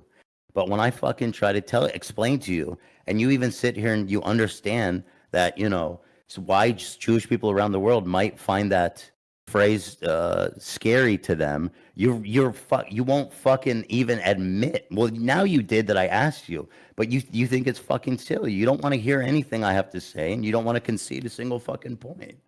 I think that, and it's not that fun to talk to you about it when it's like that. Okay, I think the reason why it comes across as one-sided, even though it's not one-sided either, is because we're broadly in agreement. But I agree. But the potential fears that this might invoke in people who are otherwise misguided and propagandized against this phrase by those who have a cynical reason to tie this to Judaism in general is the reason why I try to educate people on the matter. Is the reason why when you and I are in disagreement, I want to explain it to you in all sincerity. I do not discount the fact that Jewish people might hear this. Otherwise, good faith and even, I guess, anti-Zionist or maybe critical, Jewish people who are critical of Israel, let's say, might hear this and think, oh, this seems anti-Semitic to me because I've been told it's anti-Semitic. But I think making a concession on this and saying, you know what, you're right. Some people are afraid of this slogan, so that must mean it's anti-Semitic is incorrect when it's not reflective of its history. Understand why a large amount of Jews think that slogan is offensive to them. I know, but just like with the one-state That's solution it. conversation, that like I'm just asking, I'm just trying to like connect a fucking bridge at all between understanding. I do understand it. You can use that phrase. I'm not even disagreeing. But like if we're trying to actually like make bridges and fucking understand each other, you not being able to even concede why Jews around the world could interpret that way seems, like it's not productive at all. Like you don't want to fucking see it from anyone's perspective. But I do understand it, which is why I try to work against this counter narrative, this counterfactual. That's what I'm saying. I try to use the privilege that I have, the platform that I have, to deliver a voice for a group of people that are never really heard at all. I think Peace and progress happens when we connect and have empathy for each other. That's it. I'm explaining to you why Jews around the world might find that offensive, and and that's it. I think that it would be good to try to understand that. But The question I have is this. but I don't care to keep talking about it because we just keep talking in circles. Okay, well, here I'll tackle it from a different angle. All right, I gotta go soon anyway. My throat is fucking killing me. Okay, well, I'm sorry. I'm sorry that we couldn't make peace on this one issue. And yeah, and I just, hope that like, it's just I just find it really fucked up how people are going to interpret this now, and I think based on some of your analysis, as me like comparing fucking Palestinian activists to like Jewish Nazis or something, and like I'm not even fucking saying don't use the phrase. I'm simply trying to explain the perspective. And like if you don't want to hear the perspective, if you don't want to empathize at all with people that find it offensive, then conversing is kind of pointless. I don't Like I feel like I'm just explaining it, man. And I'm not a fucking radical Jew. I'm not even a religious Jew. No, I know. I have no stake in the game. And this is coming from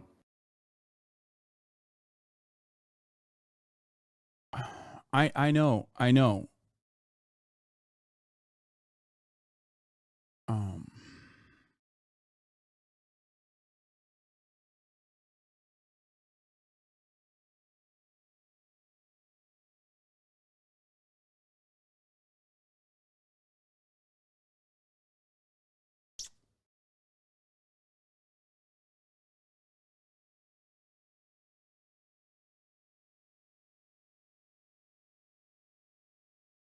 All right.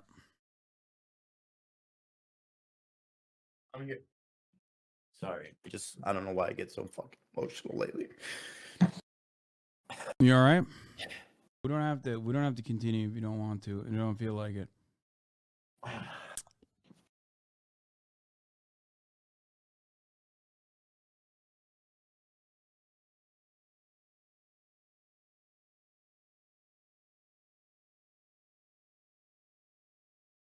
Anyway, I think this is the reason why I originally wanted to potentially feature Jewish voices in this conversation, because I feel like that would be. I feel as though that would be more productive. Even Israeli voices, as a matter of fact, and we can still do that at a later date if you'd like. I just, I'm not like a fucking I'm not a sensitive Jew. I never scream anti-Semitism about anything. No, I know. So like, you can't. I don't even think it's fair to characterize like. I'm just telling you how people see it.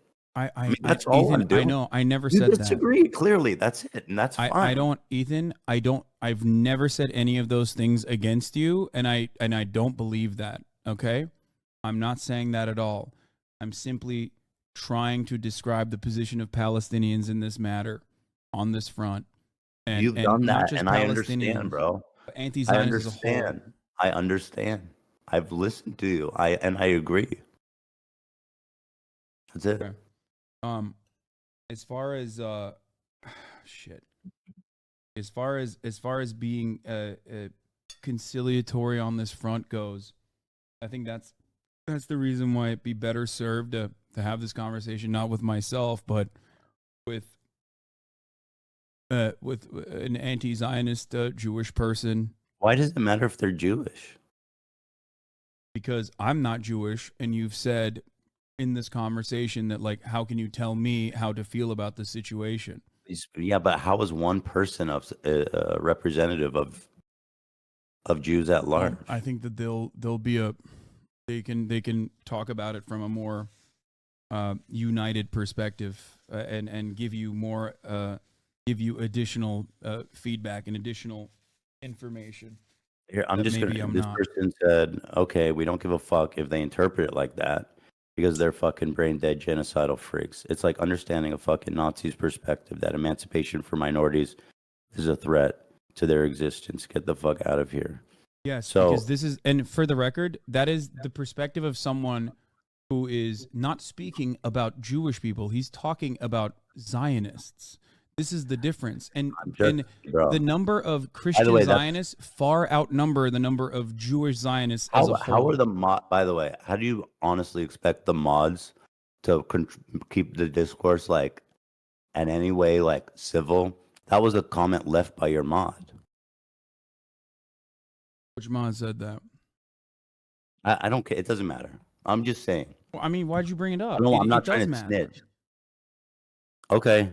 But It was ultimately, you have to understand that the reason why people feel this way is because this is not like this community, these very same moderators, this entire moderation team has been tackling anti-Semitism for 4 or 5 years at this point.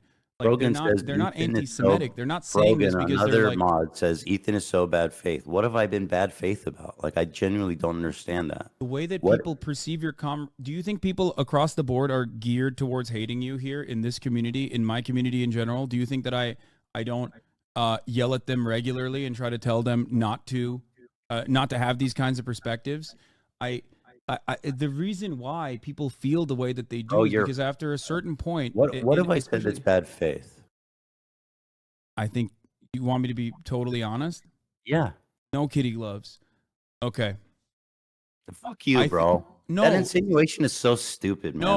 No. Please don't get mad at me. I'm Am I a gonna be fucking 100. moron? You just talked down to me the whole time? No, absolutely not. I think you're a very smart person, but you do get a All little right, emotional take off on your this kitty issue. gloves that's on. Tell me. Okay. I think that what you said about from the river to the sea being akin to a Nazi slogan, or the fact that like it's a Confederate flag, those comparisons, because I know you personally and because I know you're an empathetic person, because I don't think you're a bad faith person at all, but anyone else that says something like that, it's going to come across, especially from the people that don't know who you are and what you represent, it's going to come across like you are making a bad faith argument that Ben Shapiro would make or any number of other conservatives would make in this circumstance.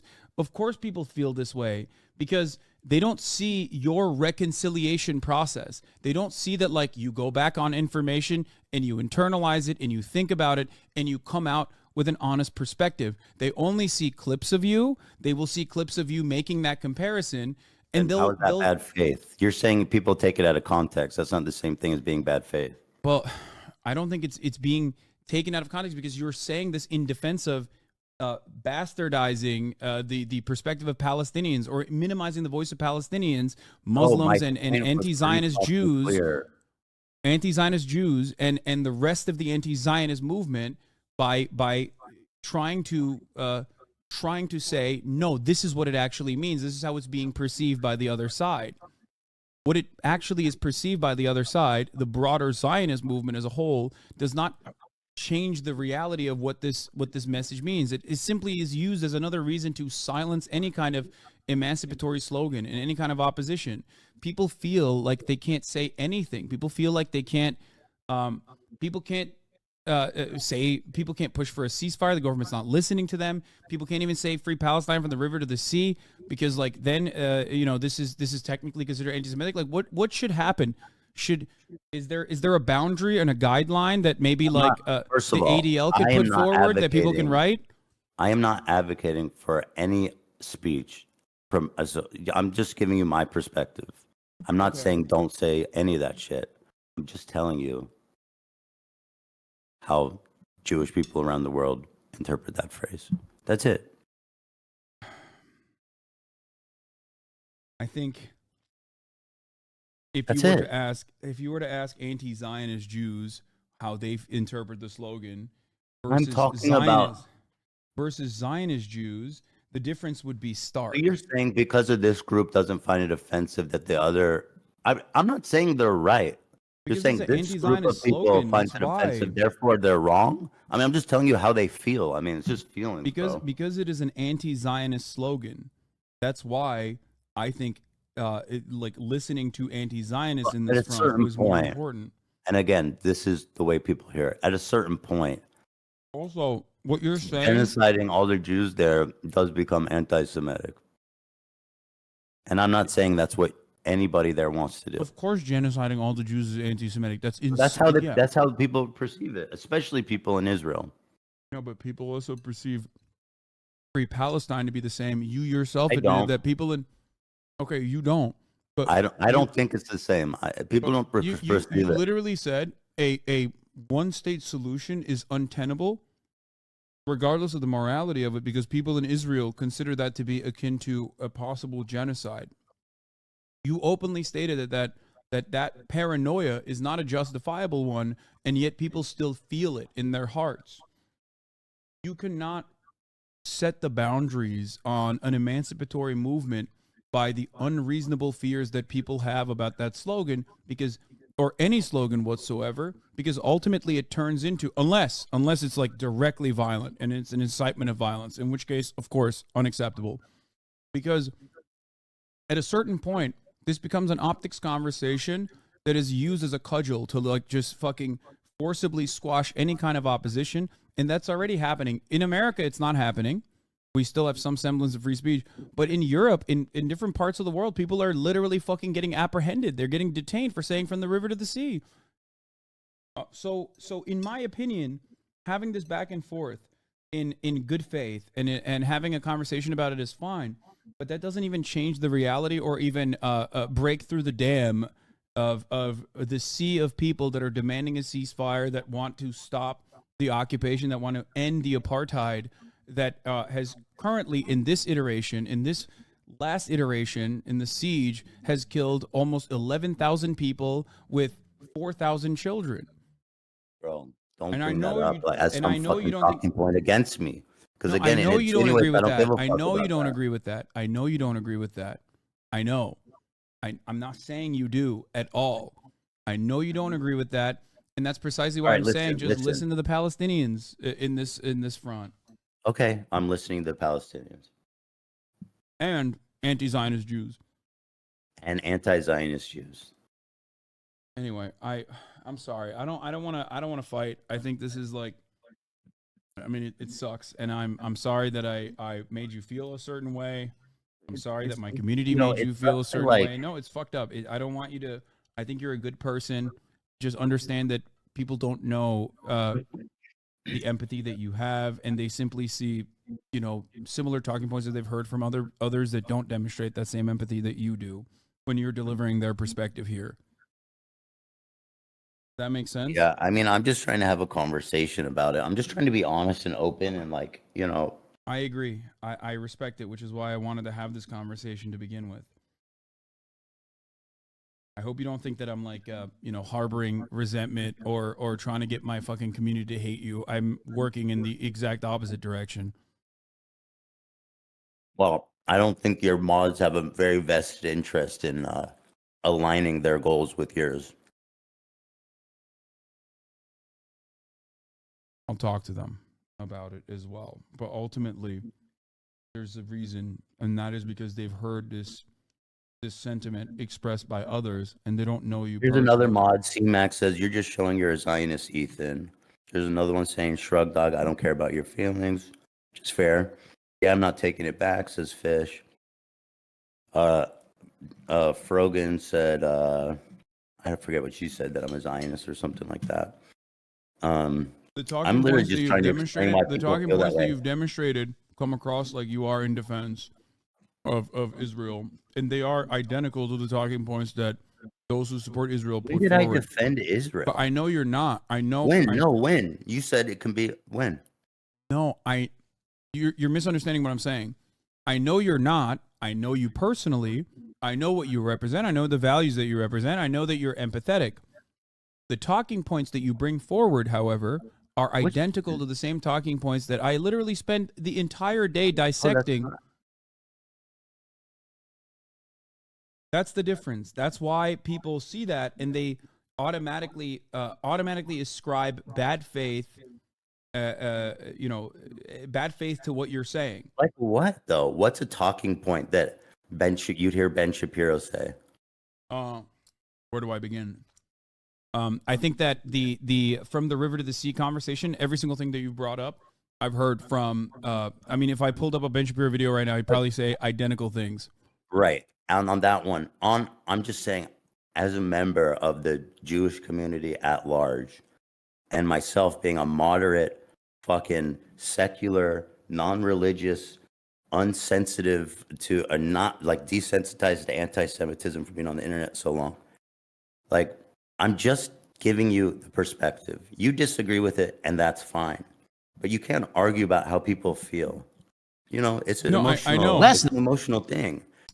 I know. That's what it is. And I'm not even trying to argue about how people feel. I'm saying I'm not trying to argue about how people feel. I'm trying to explain what the historical background of that sentiment is and how it's being oftentimes What else cynically. other than that? What else other than that?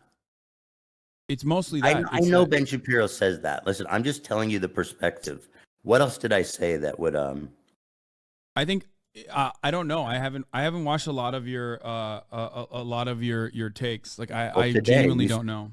You said Today that is just the river to the sea thing, for Okay. sure. That's it. You made it sound like beyond today in that, our I think conversation, I was echoing all kinds of talking points that suggest that I'm defending Israel. Wait, And I don't remember I doing didn't say that. that. I'm talking specifically about river to the sea thing. But as far as like a two-state solution goes, I think you're or a one-state solution goes, like even having that conversation alone implies that you're not a Zionist.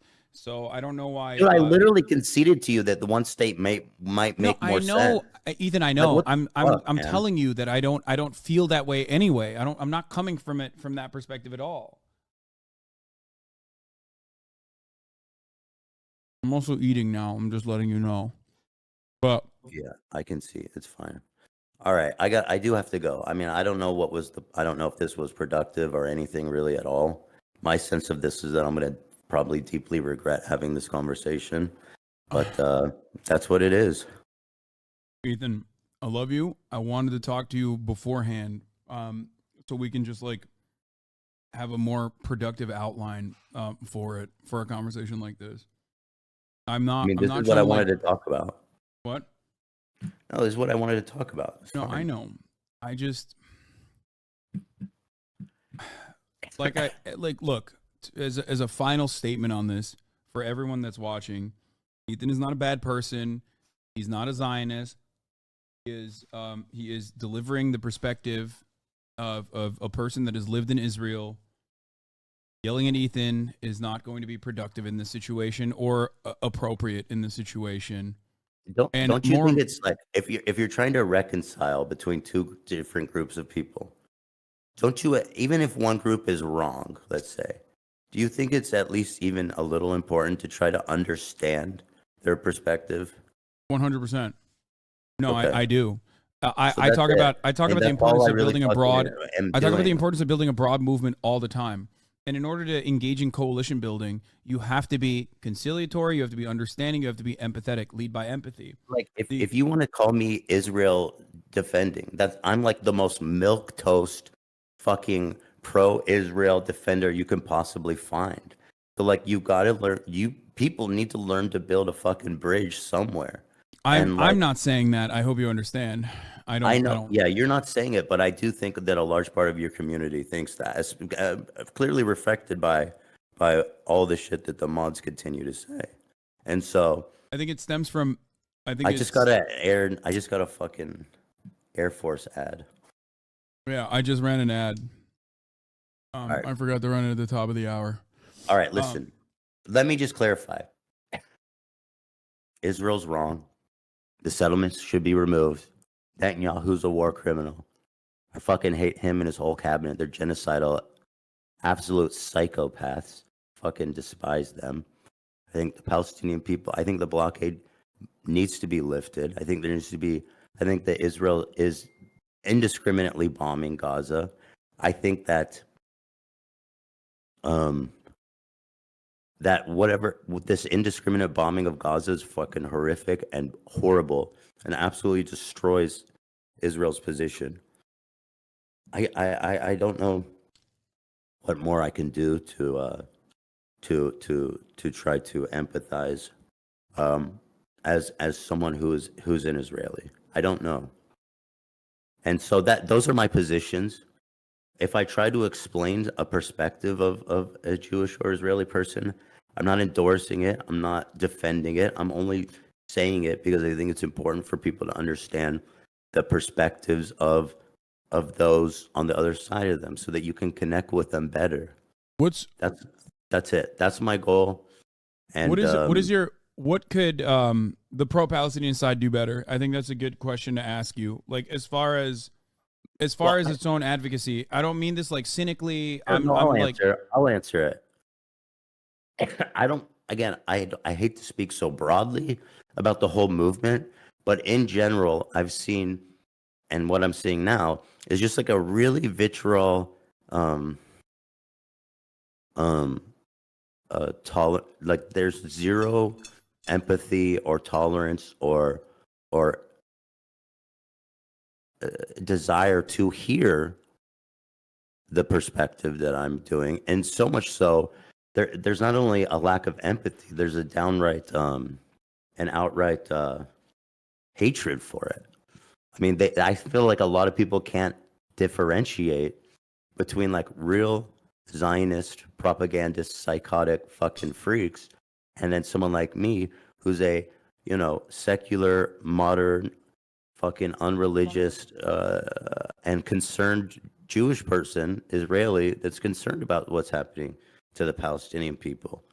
And so I think that people, again, I can't speak to the whole movement at broad, but I can talk about what I'm seeing in your community with your mods and such, is that there's such a quick, it's so quick to condemnation. It's so quick to interpret the worst faith possible.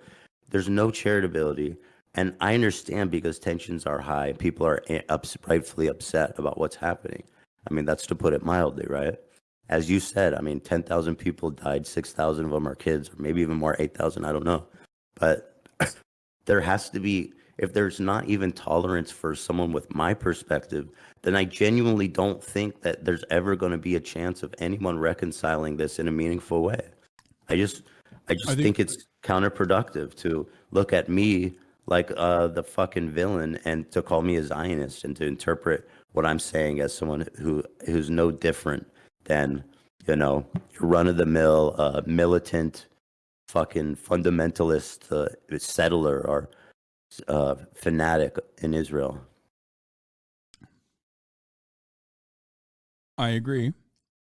I think that I think that people are too quick to jump to conclusions, especially because of the prevalence of certain talking points that they hear, that they immediately go, "Oh, it seems like he's defending Israel." In the same way that people look at me and say, "Oh, you don't care. You love Hamas. Like, you must love Hamas. It's very obvious that you love Hamas," over and over again.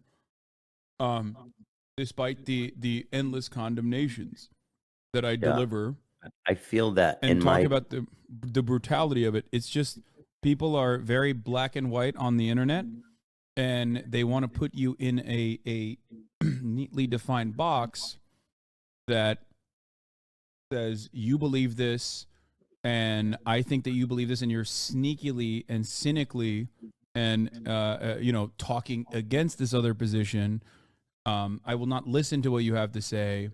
I simply am going to perceive you a certain way and go along with it. I obviously disagree with that. That's why I try to break through that on a regular basis. I try to instill charitability in my audience as well when talking to people. And that's... I do think, though, in general, like I agree with what you're saying about yourself. I know that all that about you. But I do think, like, on the whole, that your community is extremely hostile towards me. Or maybe not. I don't know. I don't know what's the percentage. I mean, how could I tell? There's plenty of. But I feel like they're overly. There are plenty of fans of yours in this community. I think that yeah. No, I don't know what's the percentage, but like, it's very. I don't know. I feel like very unwelcomed, and maybe it's going back to the fucking Discord that I know you don't log in there, but like, it's just. No, not only do I don't regularly go in there, I've literally moderated it, but also on top of that, have told the mods to like I've told the mods to deal with it. The thing is, now that you've said like, I don't know. I just like everyone is gonna going forward from this point on. There are going to be people that like regularly will take clips that you've had on this broadcast and use it against you and say that you have a certain position and continue fucking bullying you, which I disavow and I disagree with, and I think it's fucking bullshit, and I've said it time and time again, you know this. And then also on the other side, people are going to be eating good and being like, see, Hasan and his community fucking despise Ethan. Like when you said that about Discord, my Discord and my community, everybody went along with it. The worst pieces of shit that you and I both fucking despise, like all those fucking little weirdos on Twitter, like the likes of Ian Miles Wrong and shit, you know, quartering, like they all fucking went along with it. And we're like, Hasan's community are fucking anti-Semitic and they all fucking hate Ethan and they're all woke and they hate Ethan. And I hate that shit. I despise it. Like whenever you and I have a back and forth like this, they eat so good and I despise it. Like they're probably going to use this as well. Constantly fucking driving a rift and constantly moving away from like having a charitable conversation, having an important and productive back and forth. I do feel, and people say, oh, you're wrong. Well, that's why. I do feel like if I was to take a snippet from our Discord, it would be so positive and so nice and so supportive of you, even when they disagree. Whereas if I look at your community's responses, some of the stuff I'm saying, they're super fucking, and maybe they're justified because of what's happening in Gaza right now. But it's just so negative and so hateful and so nasty and so uncharitable and so mean-spirited that that it just makes me feel unwelcome, and it makes me feel like sometimes that what we're doing here is kind of pointless.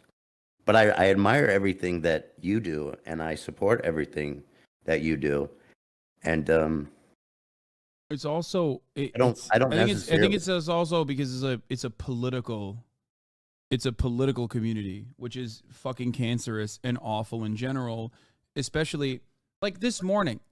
I talked about walking my dog. I was 10 minutes into the broadcast, and the first thing I saw in the fucking chat was, oh, so no more BDS against Starbucks, I guess? Because I said I got a puppuccino for my dog. I never said I went to Starbucks. I never said anything. For the past fucking for the past 4 weeks, almost 5 weeks now, I have continuously talked about what is going on in Gaza.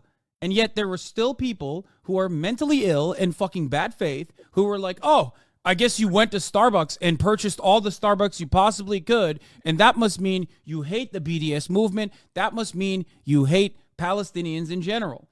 So this shit happens to me all the fucking time too. It's part and parcel of like being, unfortunately, in the political realm, especially when it's like an environment that is ultimately very emotional, that people, people do the two awful worst things you could do. We're marrying parasocial attitudes that are already unhealthy with political perspectives that people get like incredibly polarized on and incredibly impassionate about. So obviously, no matter what happens, like if you look at this kind of stuff and it let the kind of stuff sway your opinion, it's going to destroy you mentally.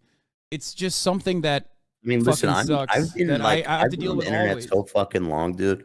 I'm impervious for the most part. I would thought into this shit, But this stuff that's happening here really, I know what it is. It's getting yelled at by those you perceive as your allies. Happens to me all the fucking time too.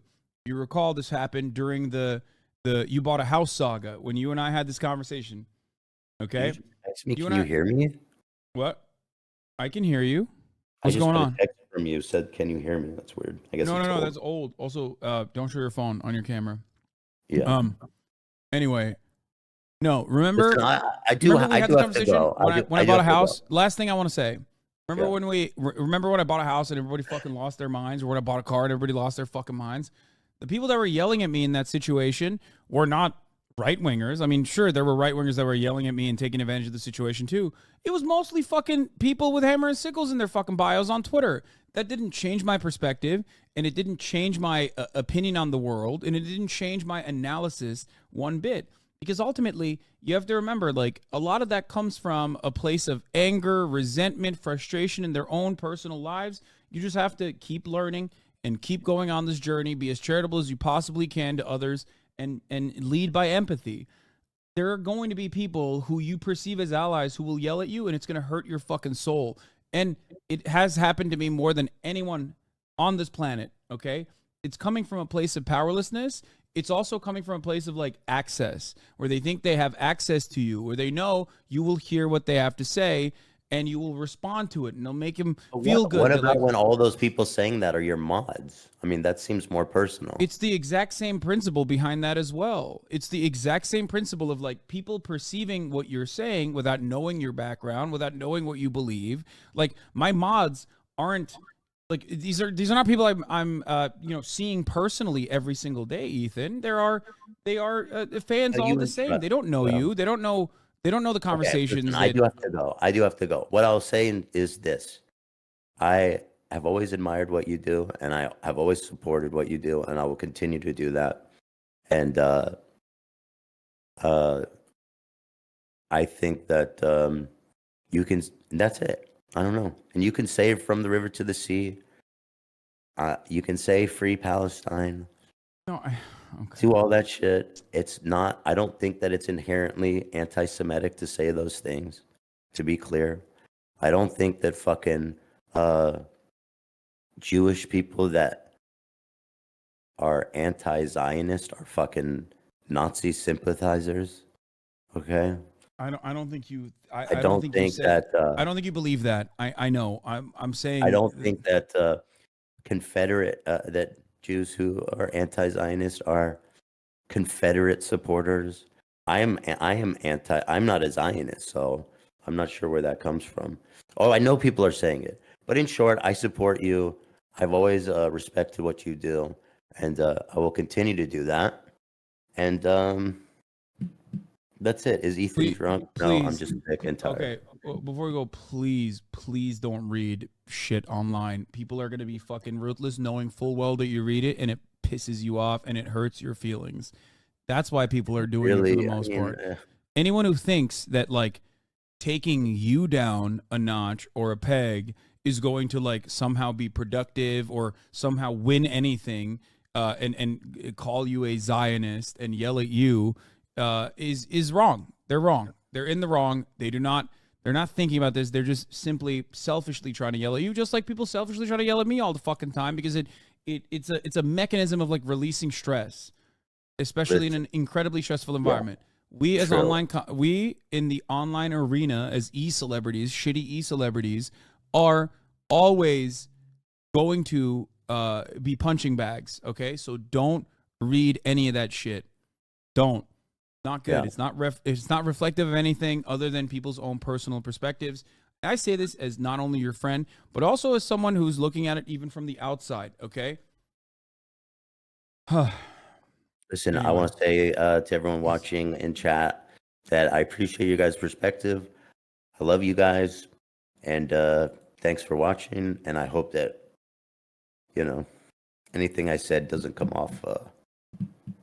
Okay. All right. Bye, Ethan.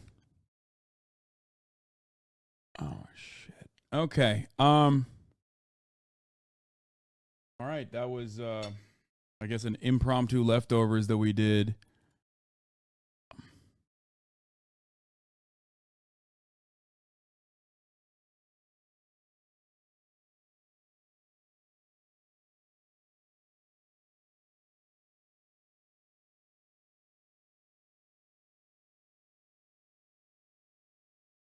Hold on.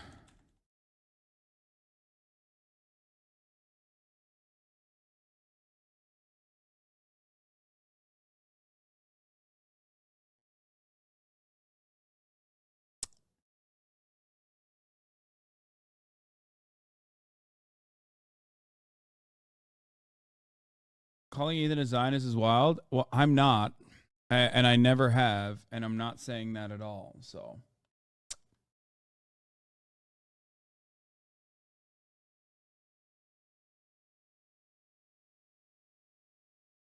I get what he's saying. I hope he changes his perspective one day, but it can be hard to watch. Look, the problem is,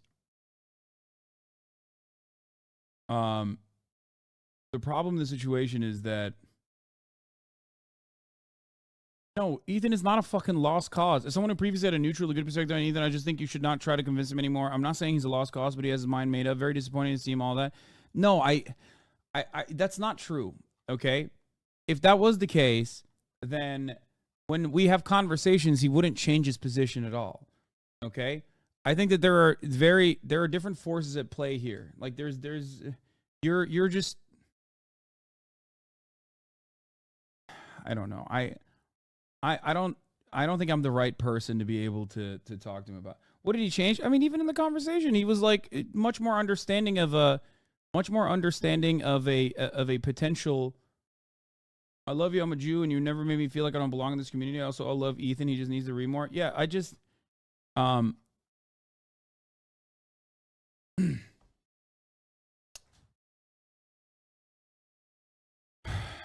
get where Ethan is coming from. Because I'm also a fucking content creator online. It's impossible to fucking remove yourself out of a conversation.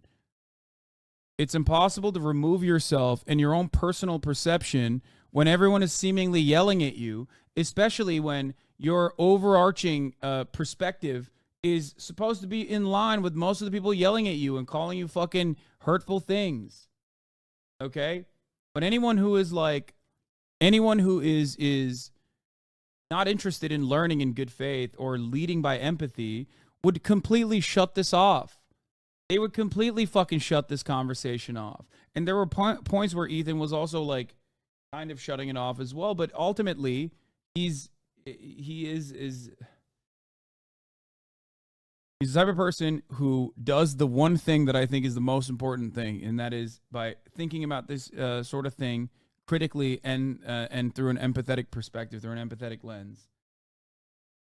I think too much of the community believes that trying to share the Jewish experience living in Israel is you yourself being Zionist, when it's just explaining the fact that you can't bridge the gap with Israel without contending with Zionists. I think a lot of people don't consider that because they see the broader perspective in Israel, and they think that, what is this? I wrote this tweet, the last leftovers. I really wish people would take a step back and think, put things into perspective for needlessly demonizing people. Not everyone has the informed perspective. You can't fight reactionary thinking by being reactionary back. A lot of you are acting like children. People are not perfect. And I'm very certain most of you had bad, if not terrible, reactionary takes in the past. What changed your mind? Was it someone dunking on you on Twitter, or was it someone explaining things to you calmly without personal attacks? In the words of late Michael Brooks, be kind to people, be ruthless to systems. You are no benefit to the left if you can't give those who are uninformed the dignity of being able to change. Actually, I'm not done. One thing you might have forgotten, no one is immune to propaganda. Do not act like you're above it. Treat people who have fallen for right-wing propaganda, but show capacity to change with empathy. I think a lot of people immediately, can't y'all separate a criticism about a specific issue from criticizing your entire being? Yeah, I don't think you guys understand. Okay? I don't think you get it, because you rarely ever are in the spotlight in a similar fashion, in a negative fashion. I get it, because I am ultimately all the time. I'm in the spotlight in a negative way regularly. Sucks.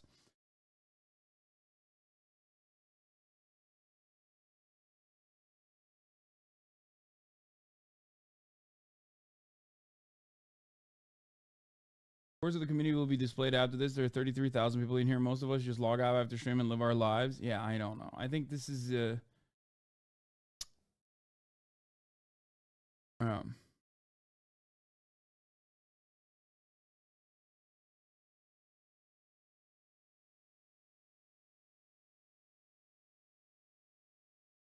mean you don't like being called Hasanabi? Oh yeah, it's my fucking favorite that like every bad faith piece of shit online is literally saying I love terrorism and I'm Hasanabi and whatnot. Okay, I like Ethan. I don't think he meant anything bad from the River to Sea discussion. I think he deals with a lot of internal struggle because of recent conflict. He's a good person. I'll try to explain it this way. Jewish people internationally are basically split into two camps, Zionists and anti-Zionists. Anti-Zionists mostly don't consider it problematic.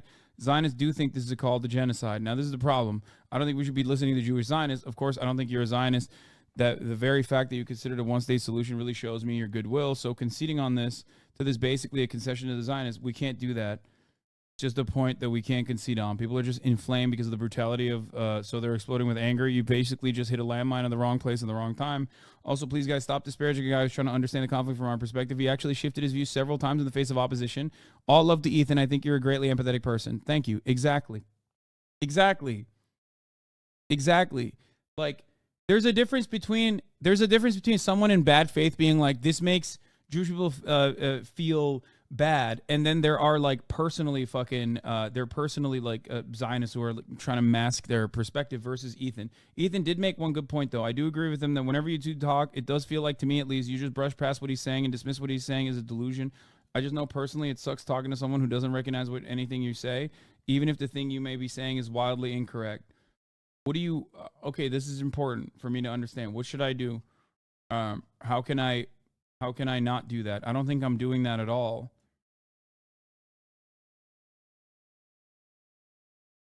But if it comes across like that, then that's not good.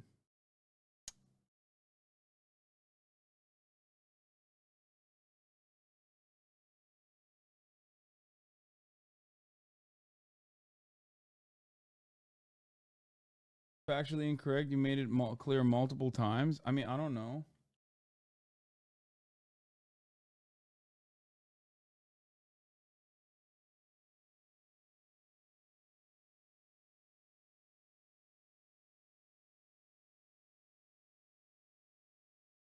I don't.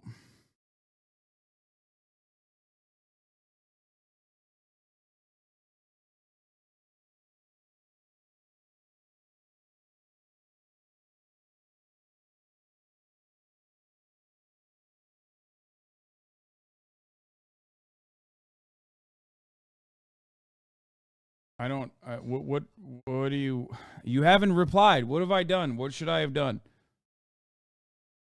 Anyway, it's because you know that Ethan's opinion on the matter is objectively incorrect. You may have the tendency to brush past it. Because of that, Ethan doesn't feel like his feelings and opinions are fully respected.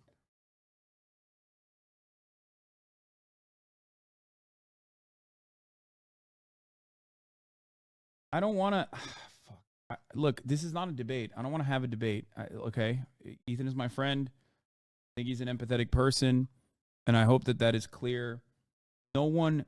Like, changing your perspective on an issue that is, like, near and dear to your fucking heart is virtually impossible. It's one of the hardest things you can do. I will forever have respect for him for doing that on his own, okay? Everything that people say cynically he did to, like, win favors with a larger crowd, fuck that. He did it on his own. Yes, you want to know why I know he did it on his own? Okay? Want to know why I know he did it on his own? Because look at the situation. He has family in Israel. He is like he is absolutely shaped, like his worldview is shaped by this experience. And instead of just like writing off every single thing that people have said and very comfortably finding himself in the bosom of like Zionist sentiment, which he could have just as easily done. He could have just turned around and been like, yeah, fuck this shit. I'm scared. These people are being anti-Semitic. And there is a lot of anti-Semitism that increases in times like this. That much is absolutely true. Instead of fucking turning around and being like, fuck that, he's like trying to tackle it head on and go through the internal conflict, that internal struggle that he feels with his own personal experience, with his own personal worldview and his morality and the way that he sees it from what he perceives as a completely hostile audience. Like Ethan kept repeatedly saying that he was talking about how broader Jewish community thinks across the world from the river to sea. It is literally true. A vast majority of Jews across the world believe the saying is anti-Semitic. There's no debating that. I know, but you know, it just doesn't. It doesn't. Ultimately, like I want the broad majority of Jewish people to not think that, because that's why I'm doing what I'm doing. You know what I mean? Like I want people to understand that that's not an appropriate thing to feel, and it's coming from. It's coming from a place of one, unjust fears. Obviously, the notion that like giving emancipation or freedom to Palestinians will lead to the evisceration of Jewish people. Okay, and it's also coming from a place of like, oh, it was the Hamas thing that he showed as well. I guess that's possibly another thing. Anyway, where the fuck were we? I can't believe I didn't even watch a single goddamn video. so far.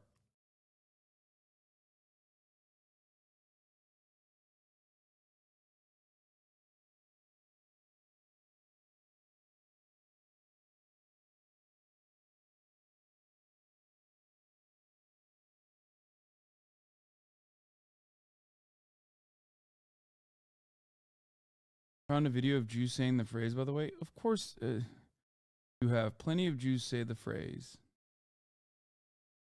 That's not a thing. Doesn't matter. What we've been reporting in the last half. Fucked up big time. You guys are friends. Shit's complicated, but we put in the work for friends. People shitting on him for you to try, and for you for trying is dumb. You fucked up big time? Wait, what do you mean? I like that this guy went from, hey, I'm understanding, you guys are friends, and this is how it works, to you fucked up big time. You put your own friendship above running the top of the hour ad break? Fuck you. Fuck you. You're a bad guy. You're a bad person.